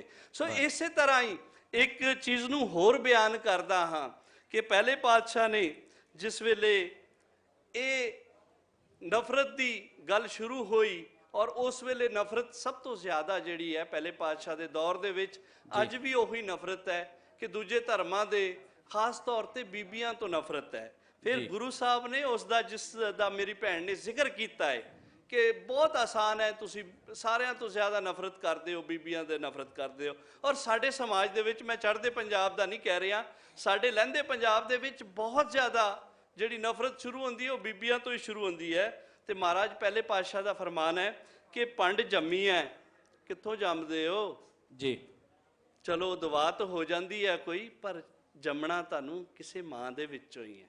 ਪੰਡ ਜੰਮੀ ਹੈ, ਪੰਡ ਨੰਮੀ ਹੈ, ਪੰਡ ਮੰਗਣ ਵਿਆਓ ਜੀ, ਪੰਡੋ ਹੋਵੇ ਦੋਸਤੀ, ਦੋਸਤੀ ਤੋਂ ਬਿਨਾਂ ਰਹਿ ਹੀ ਨਹੀਂ ਸਕਦੇ। ਗ੍ਰਸਤੀ ਜੀਵਨ ਤੋਂ ਬਿਨਾਂ ਕੋਈ ਵੀ ਨਹੀਂ ਰਹਿ ਸਕਦਾ। ਇਹ ਜਿਹੜੇ ਕਹਿ ਰਹੇ ਨੇ ਨਾ ਕਿ ਗ੍ਰਸਤੀ ਜੀਵਨ ਠੀਕ ਨਹੀਂ ਹੈ, ਉਹ ਬਿਲਕੁਲ ਗਲਤ ਕਹਿ ਰਹੇ ਨੇ। ਪੰਡੋ ਹੋਵੇ ਦੋਸਤੀ, ਪੰਡੋ ਚੱਲੇ ਰਾਓ, ਪੰਡ ਮੂਆ ਪੰਡ ਭਾਲੀ ਹੈ, ਪੰਡ ਹੋਏ ਬੰਦਾਨ, ਸੋ ਕਿਉਂ ਮੰਦਾ ਆਖੀ ਹੈ। ਕਿਉਂ ਭੈੜਾ ਕਹਿੰਦੇ ਹੋ ਜੀ, ਸੋ ਕਿਉਂ ਮੰਦਾ ਆਖੀ ਹੈ ਜਿਤ ਜੰਮੇ ਰਾਜਾਨ। ਬਹੁਤ ਅੱਛੀ, ਬਹੁਤ ਅੱਛੀ, ਬਹੁਤ ਅੱਛੀ, ਜ਼ਬਰਦਸਤ। ਚੋਈ ਮਨਜ਼ੂਰ ਸਾਹਿਬ, ਇੱਕ ਚੀਜ਼ ਅਸੀਂ ਦੇਖਨੇ ਆ ਕਿ ਜਿਵੇਂ ਰੱਬ ਦੀ ਗੱਲ ਹੋ ਰਹੀ ਸੀ ਔਰ ਫਿਕਰ ਸੋਚ ਦੀ ਗੱਲ, ਤੇ ਸ਼ਾਹ ਨੈਤ ਹੋਰਾਂ ਦੇ ਬਾਰੇ ਇੱਕ ਮਸ਼ਹੂਰ ਹੈ ਕਿ ਉਹਨਾਂ ਕਿਹਾ ਸੀ ਬੁੱਲਿਆ ਰੱਬ ਦਾ ਕੀ ਭਾਵਨਾ, ਇਧਰੋਂ ਪਟਨਾ ਦੇ ਇਧਰ ਲਾਉਣਾ। ਤੇ ਉਸ ਤੋਂ ਬਾਅਦ ਜਿਹੜਾ ਇੱਕ ਸਵਾਲ ਇਹ ਆ ਕਿ ਸਾਡੀ ਬਾਬਿਆਂ ਦੀ ਜਿੰਨੀ ਸ਼ਾਇਰੀ ਹੈ, ਅੱਛਾ ਸਾਡੇ ਬਾਬਿਆਂ ਦੀ ਜਿੰਨੀ ਸ਼ਾਇਰੀ ਹੈ, ਹਰ ਇੱਕ ਨੇ ਆਪਦੇ ਬਾਬੇ ਦੀ, ਆਪਦੇ ਮੁਰਸ਼ਦ ਦੀ, ਆਪਦੇ ਪੀਰ ਦੀ, ਆਪਦੇ ਗੁਰੂ ਦੀ ਜਿਹੜੀ ਹੈ ਉਹ ਮਿੱਦਤ ਕੀਤੀ ਹੈ, ਉਹਨਾਂ ਦਾ ਜ਼ਿਕਰ ਕੀਤਾ ਹੈ, ਆਪਣੀ ਸ਼ਾਇਰੀ 'ਚ ਉਹਨਾਂ ਨੂੰ ਲਿਆਂਦਾ ਹੈ। ਲੇਕਿਨ ਬਾਬਾ ਬੁੱਲੇ ਸ਼ਾਹ ਨੇ ਬਾਕਾਇਦਾ ਸ਼ਾਹ ਅਨਾਇਤ ਲਫ਼ਜ਼ ਵਰਤੇ ਨੇ, ਬਾਕਾਇਦਾ ਉਹਨਾਂ ਸ਼ਾਹ ਅਨਾਇਤ। ਅਗਰ ਤੁਸੀਂ ਜਿਵੇਂ ਦੱਸਿਆ ਬਾਬਾ ਬੁੱਲੇ ਸ਼ਾਹ ਦਾ ਫਲਸਫਾ, ਸਾਨੂੰ ਨਹੀਂ ਲੱਗਦਾ ਕਿ ਬਾਬਾ ਬੁੱਲੇ ਸ਼ਾਹ ਕੋ ਰਵਾਇਤੀ ਸੂਫੀ ਸਨ, ਲੇਕਿਨ ਬਾਰ-ਬਾਰ ਸ਼ਾਹ ਅਨਾਇਤ ਨੇ ਲਾਇਆ ਪਾਰ, ਸ਼ਾਹ ਅਨਾਇਤ ਦੇ ਆਂਦਾ ਬੂਹੇ, ਸ਼ਾਹ ਅਨਾਇਤ ਨੇ ਪਵਾਏ ਮੈਨੂੰ ਚੋਲੇ ਸਾਵੇ ਤੇ ਸੂਹੇ, ਸ਼ਾਹ ਅਨਾਇਤ ਮੇਰੇ ਸਿਰ ਦਾ ਸਾਈ। ਇਹ ਬਾਬਾ ਬੁੱਲੇ ਸ਼ਾਹ ਦੀ ਸ਼ਾਇਰੀ ਦੇ ਵਿੱਚ ਸ਼ਾਹ ਅਨਾਇਤ ਦਾ ਜ਼ਿਕਰ। ਔਰ ਇੱਕ ਹੋਰ ਨਾਲ ਹੀ ਰੈਲੇਵੈਂਟ ਚੀਜ਼ ਜਿਹੜੀ ਹੈ ਉਹ ਇਹ ਕਿ ਬਾਬਾ ਬੁੱਲੇ ਸ਼ਾਹ ਦੇ ਵੇਲੇ ਦੇ ਵਿੱਚ ਜਿਹੜੀ ਕਿਸਾਨੀ ਤਹਿਰੀਕ ਕਹਿ ਲਓ, ਸਿੱਖੀ ਤਹਿਰੀਕ ਕਹਿ ਲਓ, ਔਰ ਔਰੰਗਜ਼ੇਬ ਆਲਮਗੀਰ ਦਾ ਜਿਹੜਾ ਵੇਲਾ ਹੈ, ਔਰ ਉਸ ਤਹਿਰੀਕ ਦੇ ਵਿੱਚ ਬਾਬਾ ਬੁੱਲੇ ਸ਼ਾਹ ਦਾ ਆਪਣਾ ਕੀ ਕਿਰਦਾਰ ਹੈ, ਇਹ ਚੀਜ਼ਾਂ ਤੇ ਜ਼ਰਾ ਗੱਲ ਕਰੀਏ। ਸ਼ੁਕਰੀਆ ਜੀ। ਇੱਕ ਤੇ ਬੜਾ ਬਾਬਾ ਬੁੱਲੇ ਸ਼ਾਹ, ਚੂँकि ਗਿਆਨ ਦੀ ਗੱਲ ਹੈ ਤੇ ਸ਼ਾਹ ਅਨਾਇਤ ਉਹਨਾਂ ਦੇ ਮੁਰਸ਼ਦ ਸਨ। ਉਹਨਾਂ ਜਿਹੜੀ ਰਵਾਇਤੀ ਤਾਲੀਮ ਸੀ ਉਹ ਤੇ ਕਸੂਰ ਚੋਂ ਲਈ ਜਾ ਕੇ, ਔਰ ਇਹ ਵੀ ਗੱਲ ਹੈ ਕਿ ਚਲੋ ਅਸੀਂ ਬਾਬਾ ਬੁੱਲੇ ਸ਼ਾਹ ਕਹਿੰਦੇ ਨੇ ਕਿ ਤੁਸੀਂ ਉੱਚੇ, ਤੁਹਾਡੀ ਜ਼ਾਤ ਉੱਚੀ ਤੇ ਤੁਸੀਂ ਉੱਚ ਸ਼ਰੀਫ ਦੇ ਰਹਿਣ ਵਾਲੇ ਜੀ, ਅਸਾਂ ਕਸੂਰੀ, ਸਾਡੀ ਜ਼ਾਤ ਕਸੂਰੀ ਤੇ ਅਸਾਂ ਸ਼ਹਿਰ ਕਸੂਰ ਦੇ ਰਹਿਣ ਵਾਲੇ। ਜੀ ਜੀ। ਹੁਣ ਇਹਦੇ ਵਿੱਚ ਵੇਖੀਏ ਤੇ ਅਗਰ ਵਾਰਿਸ ਸ਼ਾਹ ਔਰ ਬਾਬਾ ਬੁੱਲੇ ਸ਼ਾਹ, ਵਾਰਿਸ ਸ਼ਾਹ ਸ਼ੇਖੂਪੁਰੇ ਤੋਂ ਤੇ ਬਾਬਾ ਬੁੱਲੇ ਸ਼ਾਹ, ਇਹ ਤੇ ਦੋ ਨੋਨ ਸੂਝਵਾਨ ਨੇ, ਤੇ ਹੋਰ ਵੀ ਲੋਕ ਪੜਨ ਗਏ ਹੋਣਗੇ ਫਿਰ ਕਸੂਰ ਉਸ ਵੇਲੇ, ਜਿਹਦਾ ਸਾਨੂੰ ਨਜ਼ਰ ਹੀ ਐਵੇਂ ਤੇ ਨਹੀਂ ਆਉਂਦਾ, ਲੇਕਿਨ ਕਸੂਰ ਫਿਰ ਉਸ ਵੇਲੇ ਇਲਮ ਤੇ ਗਿਆਨ ਦਾ ਇੱਕ ਬਹੁਤ ਵੱਡਾ ਮਰਕਜ਼ ਹੋਏਗਾ ਜੀ। ਪਰ ਉਹ ਰਵਾਇਤੀ ਤਾਲੀਮ ਜਿਹੜੀ ਸੀ ਉਹ ਮੌਲਾਨਾ ਗੁਲਾਮ ਮੁਰਤਜ਼ਾ ਕਸੂਰੀ ਕੋਲੋਂ ਇੱਕ ਮਸਜਿਦ ਦੇ ਅੰਦਰ ਪੜ੍ਹੀ, ਤੇ ਉਹੀ ਸਾਰੀਆਂ ਚੀਜ਼ਾਂ ਪੜ੍ਹੀਆਂ ਜਿਹੜੀਆਂ ਬਾਕੀ ਲੋਕ ਪੜ੍ਹਦੇ ਸਨ। ਪਰ ਫਿਰ ਸ਼ਾਹ ਅਨਾਇਤ ਦੇ ਮੁਰੀਦ ਹੋਏ ਜੀ। ਹੁਣ ਸ਼ਾਹ ਅਨਾਇਤ ਨੂੰ ਵੀ ਵੇਖੋ ਤੇ ਉਹਨਾਂ ਵੀ ਉਹ 7 ਜ਼ੁਬਾਨਾਂ ਦੇ ਸ਼ਾਇਰ ਸਨ ਜੀ। ਤੇ ਬਾਬਾ ਬੁੱਲੇ ਸ਼ਾਹ ਵੀ ਅਗਰ ਵੇਖੋ ਤੇ ਇੱਕ ਅਗਰ ਮਿਸਰਾ ਪੰਜਾਬੀ ਦਾ ਹੈ ਤੇ ਦੂਸਰੇ ਮਿਸਰੇ 'ਚ ਆਇਤ ਹੈ ਜੀ, ਤੇ ਉਹ ਕਿਤਨੇ ਕੁ ਵੱਡੇ ਸੂਝਵਾਨ ਜਾਂ ਕਿਤਨਾ ਕੁ ਕਮਾਂਡ ਸੀ ਉਹਨਾਂ ਦਾ ਜ਼ੁਬਾਨਾਂ ਦੇ ਉੱਤੇ, ਲੈਂਗੁਏਜਸ ਦੇ ਉੱਤੇ। ਤਾਂ ਸੋ ਬਾਕੀ ਜਿਹੜਾ ਗਿਆਨ ਸੀ ਸਾਰਾ ਉਹ ਉਹਨਾਂ ਨੇ ਉਹਨਾਂ ਕੋਲੋਂ ਹੀ ਹਾਸਲ ਕੀਤਾ, ਸ਼ਾਹ ਅਨਾਇਤ ਕੋਲੋਂ ਹਾਸਲ ਕੀਤਾ, ਜਿਹੜੀ ਫਲਸਫਾ ਸੀ ਜਿਹੜੀ ਸਾਰੀ। ਤੇ ਫਿਰ ਜਦੋਂ ਨਾਰਾਜ਼ ਹੋ ਗਏ ਜੀ, ਤੇ ਫਿਰ ਉਹਨਾਂ ਨੂੰ ਪਤਾ ਸੀ ਕਿ ਬਾਬਾ ਸ਼ਾਹ ਅਨਾਇਤ ਨੂੰ ਡਾਂਸ ਬੜਾ ਪਸੰਦ ਹੈ ਜੀ। ਤੇ ਫਿਰ ਬਾਕਾਇਦਾ ਉਹਨਾਂ ਨੇ ਜਿਹੜੀ ਉਸ ਵੇਲੇ ਦੇ ਸਾਡੀਆਂ ਰਵਾਇਤਾਂ ਕਸੂਰ 'ਚ ਵੀ ਮਿਲਦੀਆਂ ਨੇ ਕਿ ਮੁਰਾਦੀ ਕੰਜਰੀ ਦੇ ਘਰ ਜਾ ਕੇ ਬਾਕਾਇਦਾ ਡਾਂਸ ਸਿੱਖਿਆ ਤੇ ਫਿਰ ਨੱਚ ਕੇ ਯਾਰ ਨੂੰ ਮਨਾਇਆ ਜੀ, ਸ਼ਾਹ ਅਨਾਇਤ ਨੂੰ ਮਨਾਇਆ। ਤਾਂ ਉਹਨਾਂ ਕੋਲੋਂ ਜਿਹੜੀ ਉਹਨਾਂ ਦੀ ਨਾਰਾਜ਼ਗੀ ਸੀ ਉਹ ਮੁੱਲ ਨਹੀਂ ਲੈ ਸਕਦੇ ਸਨ। ਇਸ ਦਾ ਮਤਲਬ ਹੈ ਕਿ ਸ਼ਾਹ ਅਨਾਇਤ ਕਿਤਨੇ ਕੁ ਵੱਡੇ ਸੂਝਵਾਨ ਔਰ ਉਹਨਾਂ ਕੋਲ ਕਿੰਨਾ ਕੁ ਗਿਆਨ ਜਾਂ ਇਲਮ ਹੋਏਗਾ ਕਿ ਉਹਨਾਂ ਨੂੰ ਉਸ ਵੇਲੇ ਨਾਰਾਜ਼ ਨਹੀਂ ਕਰ ਸਕਦੇ ਸਨ। ਸੋ ਇਸ ਲਈ ਬਾਬਾ ਬੁੱਲੇ ਸ਼ਾਹ ਦਾ ਬੇਸ਼ੁਮਾਰ ਜਗ੍ਹਾ ਤੇ ਸ਼ਾਹ ਅਨਾਇਤ ਦਾ ਜ਼ਿਕਰ ਮਿਲਦਾ ਹੈ। ਇਸੇ ਤਰ੍ਹਾਂ ਅਗਰ ਅਸੀਂ ਸਚਲ ਸਰਮਸਤ ਨੂੰ ਵੇਖੀਏ, ਸ਼ਾਹ ਲਤੀਫ ਨੂੰ ਵੇਖੀਏ ਤੇ ਉੱਥੇ ਵੀ ਸਾਨੂੰ ਮਿਲਦਾ ਹੈ। ਦੂਜੀ ਗੱਲ ਕਿ ਇੱਕ ਫਰਕ ਹੁੰਦਾ ਹੈ ਜਿਹੜੇ ਡਾਂਸਿੰਗ ਸੂਫੀਜ਼ ਨੇ ਜੀ ਜੀ, ਤੇ ਜਿਹੜੇ ਗਾਇਕ ਜਿਨ੍ਹਾਂ ਆਪਣਾ ਕਲਾਮ ਗਾਇਆ ਹੈ ਜੀ, ਤੇ ਜਿਨ੍ਹਾਂ ਨਾਲ ਨੱਚਿਆ ਹੈ ਜੀ ਜੀ, ਤੇ ਨੱਚਣ ਦੇ ਵਿੱਚ ਜਦੋਂ ਤੁਸੀਂ ਦਾਖਲ ਹੁੰਦੇ ਹੋ, ਉਸ ਟਰਾਂਸ 'ਚ ਦਾਖਲ ਹੁੰਦੇ ਹੋ ਜੀ, ਤਾਂ ਤੁਸੀਂ ਆਪਣੇ ਜਿਸਮ ਦੀ ਵੀ ਨਫੀ ਕਰ ਦਿੰਦੇ ਹੋ। ਤੇ ਬੁੱਲੇ ਸ਼ਾਹ ਜਿਹੜਾ ਹੈ ਉਹ ਤੇ ਸਾਰਾ ਹੀ ਨਫੀ ਦੀ ਨਫੀ ਹੈ ਨਾ ਜੀ। ਤੇ ਫਲਸਫੇ ਦੀ ਜ਼ੁਬਾਨ 'ਚ ਅਸੀਂ ਇਹਨੂੰ ਆਖਨੇ ਆ ਕਿ ਨਫੀ ਦੀ ਨਫੀ ਜਿਹੜੀ ਹੈ ਜੀ, ਨੈਗੇਸ਼ਨ ਆਫ ਦਾ ਨੈਗੇਸ਼ਨ ਜਿਹੜਾ ਹੈ ਪੋਜ਼ਿਟਿਵਿਜ਼ਮ ਹੁੰਦਾ। ਵਾਹ ਵਾਹ। ਤੇ ਬਾਬਾ ਬੁੱਲੇ ਸ਼ਾਹ ਤੇ ਹਰ ਜਗ੍ਹਾ ਤੇ ਨਾਂ ਦੀ ਗੱਲ ਕਰਦੇ ਨੇ ਕਿ ਨਹੀਂ ਮੈਨੂੰ ਇਹ ਵੀ ਨਹੀਂ, ਐਦਾ ਵੀ ਨਹੀਂ, ਇਹ ਵੀ ਨਹੀਂ। ਤਾਂ ਸੋ ਸਾਰੀ ਨੈਗੇਸ਼ਨ ਕਰਦਿਆਂ ਹੋਇਆਂ ਇੱਕ ਪੋਜ਼ਿਟਿਵਿਜ਼ਮ ਦੀ ਤਰਫ ਸਾਰੇ ਸਮਾਜ ਨੂੰ ਲੈ ਕੇ ਜਾਂਦੇ ਨੇ। ਤੇ ਉਸ ਵੇਲੇ ਦੀ ਲੋਕਾਈ ਨੂੰ ਜੋ ਉਹਨਾਂ ਸੂਝ ਦਿੱਤੀ, ਜੋ ਗਿਆਨ ਦਿੱਤਾ, ਜੋ ਉਹਨਾਂ ਨੇ ਨਾ ਸਿਰਫ ਲੜਿਆ, ਇਹ ਨਹੀਂ ਹੈ ਕਿ ਸਿਰਫ ਆਪਣੇ ਕਲਾਮ ਦੇ ਰਾਹੀਂ, ਪਰ ਬਾਕਾਇਦਾ ਲੜਿਆ। ਉਸ ਵੇਲੇ ਉਹਨਾਂ ਤੇ ਹਮਲੇ ਹੋਏ, ਉਹਨਾਂ ਤੇ ਜਿਸਮਾਨੀ ਹਮਲੇ ਹੋਏ, ਤੇ ਉਹਨਾਂ ਨੇ ਉਹ ਸਾਰਾ ਕੁਝ ਸਹਿਆ। ਤੇ ਜਿਵੇਂ ਮੈਂ ਪਹਿਲੇ ਕਿਹਾ ਹੈ ਕਿ ਉਹਨਾਂ ਨੇ ਹਾਰ ਨਹੀਂ ਮੰਨੀ ਜੀ। ਤੇ ਉਹਨਾਂ ਦੀ ਲਾਸ਼ ਨਾਲ ਵੀ ਇੰਨੀ ਨਫ਼ਰਤ ਕੀਤੀ ਗਈ ਕਿ ਕੁਝ ਲੋਕ ਕਹਿੰਦੇ ਨੇ 3 ਦਿਨਾਂ ਬਾਅਦ ਜਨਾਜ਼ਾ ਕਰਾ ਦਿੱਤਾ ਗਿਆ ਸੀ। ਦੂਜੀ ਰਵਾਇਤ ਹੈ ਕਿ ਨਹੀਂ, 7 ਦਿਨ ਪਈ ਰਹੀ ਸੀ ਬੁੱਲੇ ਸ਼ਾਹ ਦੀ ਲਾਸ਼। ਤੇ ਫਿਰ ਚਮਿਆਰਾਂ ਨੇ ਆ ਕੇ ਟੋਇਆ ਕੱਢ ਕੇ ਤੇ ਉਹਨੂੰ ਨੱਪ ਦਿੱਤਾ। ਇਹ ਸੀ ਬੁੱਲੇ ਸ਼ਾਹ ਦੇ ਨਾਲ ਲੜਾਈ, ਤੇ ਇਹ ਸੀ ਬੁੱਲੇ ਸ਼ਾਹ ਦੀ ਲੜਾਈ ਉਹਨਾਂ ਸਾਰੇ ਹੁਕਮਰਾਨਾਂ ਨਾਲ, ਹਾਕਮਾਂ ਨਾਲ, ਉਸ ਵੇਲੇ ਦੇ ਮੁੱਲਾਵਾਂ ਨਾਲ, ਉਸ ਵੇਲੇ ਦੇ ਜਿਹੜੇ ਵੀ ਸਾਰੇ ਮਜ਼ਹਬੀ ਸਨ ਸਾਰਿਆਂ ਦੇ ਨਾਲ, ਤੇ ਉਸ ਵੇਲੇ ਦੇ ਜਿਹੜੇ ਉਸ ਵੇਲੇ ਦੇ ਹੁਕਮਰਾਨ ਸਨ ਕਸੂਰ ਦੇ, ਉਹਨਾਂ ਨਾਲ। ਤਾਂ ਸੋ ਸਾਨੂੰ ਵੀ ਅੱਜ ਇਹ ਲੋੜ ਚਾਹੀਦੀ ਹੈ ਕਿ ਅਸੀਂ ਵੀ ਉਹ ਸੱਚ ਬੋਲੀਏ ਜਿਹੜਾ ਅੱਜ ਸੱਚ, ਭਾਵੇਂ ਉਹਦੇ ਲਈ ਕੋਈ ਵੀ ਔਕੜ ਆਵੇ, ਕੋਈ ਵੀ ਔਖਿਆਈ ਆਵੇ ਉਸ ਨੂੰ। ਤੇ ਮੈਂ ਤਜੱਬਲ ਕਲੀਮ ਸਾਡੇ ਜਿਹੜੇ ਸ਼ਾਇਰ ਨੇ ਜ਼ਿਲ੍ਹਾ ਕਸੂਰ ਦੇ, ਅੱਜ ਕੱਲ੍ਹ ਉਹ ਬਿਮਾਰ ਵੀ ਨੇ, ਤੇ ਉਹਨਾਂ ਦੇ ਇੱਕ ਸ਼ੇਰ ਦੇ ਉੱਤੇ ਜਿਹੜਾ ਉਹ ਬੁੱਲੇ ਸ਼ਾਹ ਨੂੰ ਸਾਹਮਣੇ ਰੱਖ ਕੇ ਕਹਿੰਦੇ ਨੇ। ਜੀ ਜੀ, ਕੱਲ ਆ ਰਹੇ ਨੇ ਮੁਸ਼ਾਇਰੇ ਤੇ ਤਜੱਮਲ ਕਲੀਮ ਸਾਹਿਬ ਜੀ ਆ ਰਹੇ। ਚਲੋ ਇਹ ਤੇ ਫਿਰ ਬੜੀ ਵੱਡੀ ਗੱਲ ਹੋਈ। ਵੀਲ ਚੇਅਰ ਤੇ ਆ ਰਹੇ। ਮੈਂ ਨੱਚਿਆ ਜੱਗ ਦੇ ਸੁੱਖ ਪਾਰੋਂ, ਹਾਂ ਹਾਂ, ਮੈਂ ਨੱਚਿਆ ਜੱਗ ਦੇ ਸੁੱਖ ਪਾਰੋਂ, ਸੱਦ ਬੁੱਲੇ ਨੂੰ ਮੇਰੀ ਧਮਾਲ ਵੇਖੀ। ਬਈ ਵਾਹ ਬਈ ਵਾਹ। ਜੀ ਜੀ ਜੀ ਜੀ ਜੀ ਜੀ ਮਸੂਦ ਸਾਹਿਬ ਜੀ, 1 ਮਿੰਟ ਦੀ ਗੱਲ ਕਰਨਾ ਚਾਹੁੰਦਾ ਗੁਰੂ ਦੇ ਤੇ ਤਾਲੁਕ ਦੇ। ਹਾਂ, ਮਾਈਕ ਥੋੜਾ ਨੇੜੇ। ਇਹ ਕਰਦੇ ਸਨ ਨਾ ਜੀ ਸੂਫੀ, ਤੇ ਜਿਹਨੂੰ ਮੁਰਸ਼ਿਦ ਕਹਿੰਦੇ ਸਨ, ਪੰਜਾਬੀ ਤਾਂ ਗੁਰੂ ਹੀ ਕਹਿੰਦੇ ਨਾ ਆਪਾਂ ਉਹਨਾਂ ਨੂੰ ਜੀ। ਅਸਲ ਵਿੱਚ ਗੱਲ ਇਹ ਹੈ ਕਿ ਉਹ ਇਹ ਸਮਝਦੇ ਸਨ ਕਿ ਜਿਹੜੀ ਅੱਖ ਹੈ ਨਾ ਜੀ ਉਹ ਵੇਖਦੀ ਹੈ ਜੀ ਜੀ, ਲੇਕਿਨ ਇੱਕ ਫਿਕਰਾ ਅੱਧਾ ਹੈ, ਇਹ ਯਾਨੀ ਕਿ ਅੱਧੀ ਸੱਚਾਈ ਹੈ ਜੀ। ਅੱਖ ਵੇਖਦੀ ਹੈ ਰੋਸ਼ਨੀ ਦੀ ਮੌਜੂਦਗੀ 'ਚ ਜੀ, ਯਾਨੀ ਕਿ ਹਨੇਰਾ ਹੋ ਜਾਵੇ ਤੇ ਅੱਖ ਨਹੀਂ ਵੇਖਦੀ, ਹਾਲਾਂਕਿ ਅੱਖ ਵੇਖਣ ਦੇ ਕਾਬਲ ਹੁੰਦੀ ਹੈ। ਜੀ ਜੀ ਉਹ ਸਮਝਦੇ ਸਨ ਕਿ ਜਿਹੜਾ ਗੁਰੂ ਹੈ ਨਾ ਉਹ ਚਾਨਣ ਜਦੋਂ ਕਰਦਾ ਹੈ ਨਾ ਜੀ, ਉਦੋਂ ਅਸੀਂ ਵੇਖਣ ਦੇ ਕਾਬਲ ਹੁੰਦੇ ਹਾਂ ਇਸ ਗੱਲ ਨੂੰ। ਇਸ ਵਾਸਤੇ ਉਹ ਗੁਰੂ ਦੇ ਨਾਲ ਜ਼ਿਆਦਾ ਅਟੈਚ ਹੋ ਜਾਂਦੇ ਸਨ। ਇਸ ਵਾਸਤੇ ਗੁਰੂ ਤੇ ਉਹਦਾ ਤਾਲੁਕ ਹੀ ਰਹਿਣਾ ਜੀ, ਮੁਰਸ਼ਿਦ ਦਾ ਤੇ ਉਹਦਾ ਤਾਲੁਕ ਹੀ ਰਹਿਣਾ। ਇਹ ਸੂਫੀਆਂ ਨੇ ਉਹਨੂੰ ਬੜਾ ਵਡਿਆ ਹੈ ਜੀ।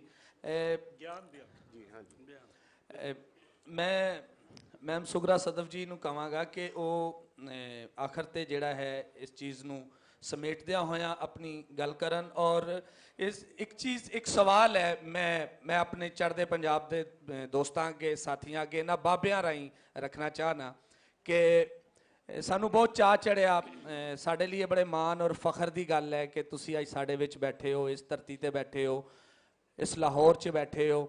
ਸਾਡਾ ਵੀ ਦਿਲ ਕਰਦਾ ਹੈ ਕਿ ਅਸੀਂ ਵੀ ਅੰਮ੍ਰਿਤਸਰ ਵੇਖੀਏ, ਜਲੰਧਰ ਵੇਖੀਏ। ਸਾਡਾ ਵੀ ਦਿਲ ਕਰਦਾ ਹੈ ਸਾਡੀਆਂ, ਜਿਵੇਂ ਕਿ ਤੁਸੀਂ ਦੱਸਿਆ ਕਿ ਸਾਡੇ ਵੱਲੋਂ ਤਾਂ ਸ਼ਾਇਦ ਰੁਕਾਵਟ ਨਹੀਂ ਹੁੰਦੀ, ਅਸੀਂ ਤੇ ਪੂਰਾ ਜ਼ੋਰ ਵੀ ਲਾਣੇ ਆ, ਅਸੀਂ ਵੀਜ਼ਿਆਂ ਦੇ ਵੀ ਪ੍ਰੋਸੈਸ ਕਰਨੇ ਆ, ਸਾਰਾ ਕੁਝ ਹੈ। ਤੇ ਕੁਝ ਜ਼ੋਰ ਤੁਸੀਂ ਵੀ ਲਾਓ, ਅਸੀਂ ਵੀ ਆਈਏ, ਤੁਸੀਂ ਵੀ ਆਪਦੀਆਂ ਸਰਕਾਰਾਂ ਤੇ ਕੋਈ ਜ਼ੋਰ ਪਾਓ। ਇਹ ਗੱਲ ਮੈਂ ਰੱਖਣਾ ਚਾਹਨਾ ਸਾਂ ਤੇ ਇਸ ਗੱਲ ਨੂੰ ਵੀ। ਔਰ ਜੀ ਜੀ ਜੀ ਬਿਲਕੁਲ। ਔਰ ਮੈਂ ਸਮਝਦੀ ਹਾਂ ਕਿ ਤਿੰਨੇ ਵੱਡੇ ਬਾਬੇ ਇਹਨਾਂ ਦੇ ਪੈਗਾਮ ਨੂੰ ਸਮਝਣ ਦੀ ਲੋੜ ਹੈ। ਔਰਤ ਦੇ ਵੱਲ ਨਾਲ ਗੱਲ ਕੀਤੀ ਗਈ ਔਰ ਮੈਂ ਔਰਤ ਹਾਂ ਤੇ ਉੱਥੇ ਹੀ ਗੱਲ ਮੁਕਾਂਗੀ ਕਿ ਉਹਨਾਂ ਨੇ ਕਿਹਾ ਕਿ ਬਾਬਾ ਬੁੱਲੇ ਸ਼ਾਹ ਨੇ ਨੱਚ ਕੇ ਆਪਣੇ ਯਾਰ ਨੂੰ ਮਨਾਇਆ, ਆਪਣੇ ਮੁਰਸ਼ਿਦ ਨੂੰ। ਉਹਦੇ ਵਿੱਚ ਮੈਂ ਸਮਝਦੀ ਕਿ ਇਹ ਵੀ ਇਸ਼ਾਰਾ ਸੀ ਕਿ ਜਿਸ ਤਰ੍ਹਾਂ ਕੰਜਰ ਜਾਂ ਕੰਜਰੀ ਦਾ ਲਫ਼ਜ਼ ਇੱਕ ਗਾਲ ਸਮਝਿਆ ਜਾਂਦਾ ਹੈ, ਤੇ ਉਹਨਾਂ ਨੇ ਉਸ ਲੈਵਲ ਤੇ ਜਾ ਕੇ ਉਹਨਾਂ ਨੇ ਕਿਹਾ ਕਿ ਕੋਈ ਵੀ ਬੰਦਾ ਕਾਬਲੇ ਨਫ਼ਰਤ ਨਹੀਂ, ਇੱਕ ਆਲਮ ਫਾਜ਼ਲ ਇਨਸਾਨ ਪੈਰਾਂ ਨੂੰ ਘੁੰਗਰੂ ਬੰਨ੍ਹ ਕੇ ਤੇ ਕੰਜਰੀ ਬੰਦਾ ਹੈ, ਤੇ ਜਦੋਂ ਉਹ ਉਸ ਪੇਸ਼ੇ ਨੂੰ ਵੀ ਇੱਜ਼ਤ ਦਿੰਦਾ ਹੈ। ਐਸੇ ਤਰ੍ਹਾਂ ਬਾਬਾ ਫਰੀਦ 'ਚ ਅਸੀਂ ਦੇਖਦੇ ਹਾਂ ਕਿ ਬਾਬਾ ਫਰੀਦ ਨੇ ਵੀ ਔਰਤ ਬਣ ਕੇ ਆਪਣੇ ਰੱਬ ਨਾਲ ਗੱਲ ਕੀਤੀ। ਜਿਸ ਤਰ੍ਹਾਂ ਸਾਡੇ ਬੁਨਿਆਦ ਪ੍ਰਸਤ ਜਿਹੜੇ ਨੇ ਉਹ ਤੇ ਕਹਿੰਦੇ ਨੇ ਔਰਤ ਨੂੰ ਤੱਕ ਲਿਆ ਤਾਂ ਤੁਹਾਡਾ ਜਿਹੜਾ ਨਾ ਮਜ਼ਹਬ ਖਤਮ ਹੋ ਗਿਆ, ਤੁਹਾਡੀ ਇਬਾਦਤ ਵੀ ਜ਼ਾਇਆ ਹੋ ਗਈ। ਫਿਰ ਬਾਬਾ ਗੁਰੂ ਨਾਨਕ ਨੇ ਆ ਕੇ ਔਰਤ ਤੇ ਸਭ ਤੋਂ ਜ਼ਿਆਦਾ ਫੋਕਸ ਕੀਤਾ ਔਰ ਔਰਤ ਦੀ ਇੱਕ ਇਨਫਰਾਦੀ ਹੈਸੀਅਤ ਦੇ ਹਵਾਲੇ ਨਾਲ ਜੋ ਉਹਨਾਂ ਨੇ ਕਿਹਾ, ਮੈਂ ਬਹੁਤ ਹੀ ਮਾਣ ਉਹਦੇ ਤੇ ਕਰਨੀ ਆ ਔਰ ਫਖਰ ਕਰਨੀ ਆ ਕਿ ਪੰਜਾਬ ਦੇ ਮੇਰੇ ਏਡੇ ਵੱਡੇ ਹੀਰੋ ਔਰ ਏਡੇ ਵੱਡੇ ਬਾਬੇ ਕਿ ਜਿਨ੍ਹਾਂ ਨੇ ਪੂਰੀ ਦੁਨੀਆ ਨੂੰ ਮੁਹੱਬਤ, ਅਮਨ, ਰਵਾਦਾਰੀ ਦਾ ਪੈਗਾਮ ਦਿੱਤਾ ਹੈ।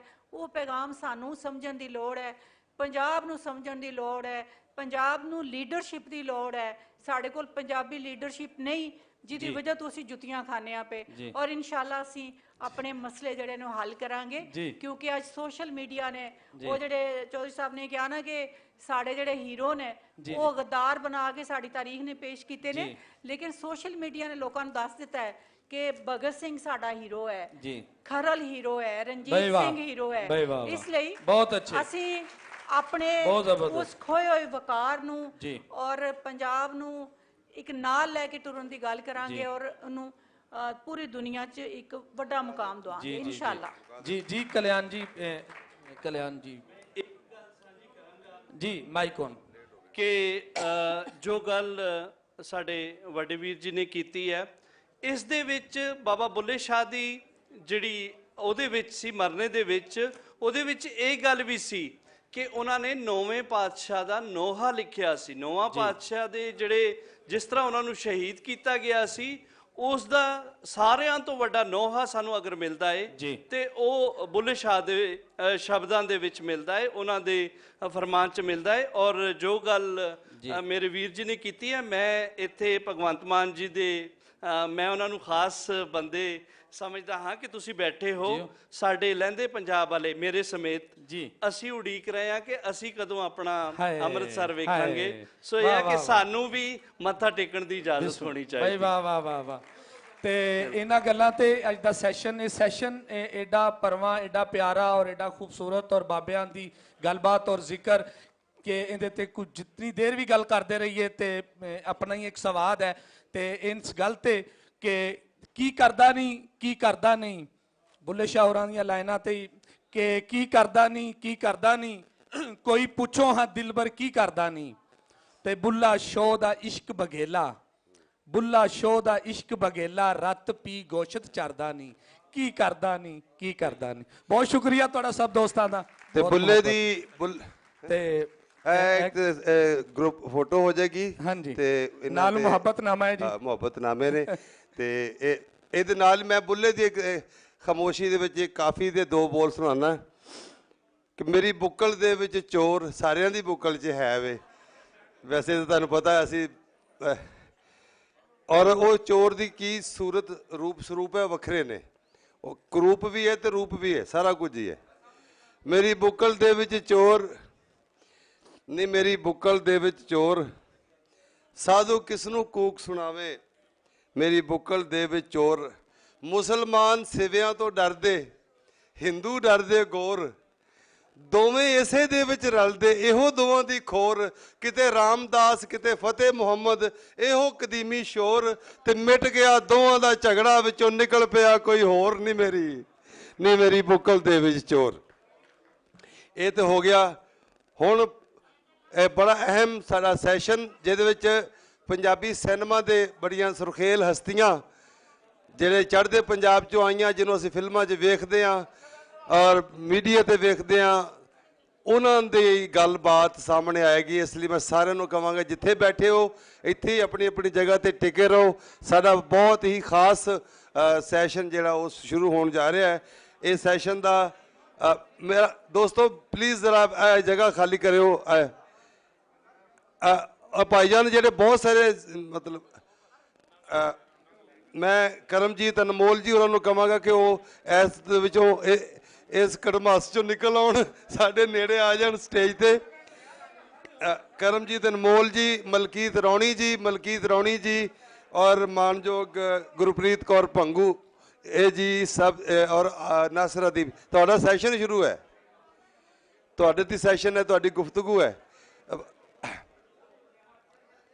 ਪਲੀਜ਼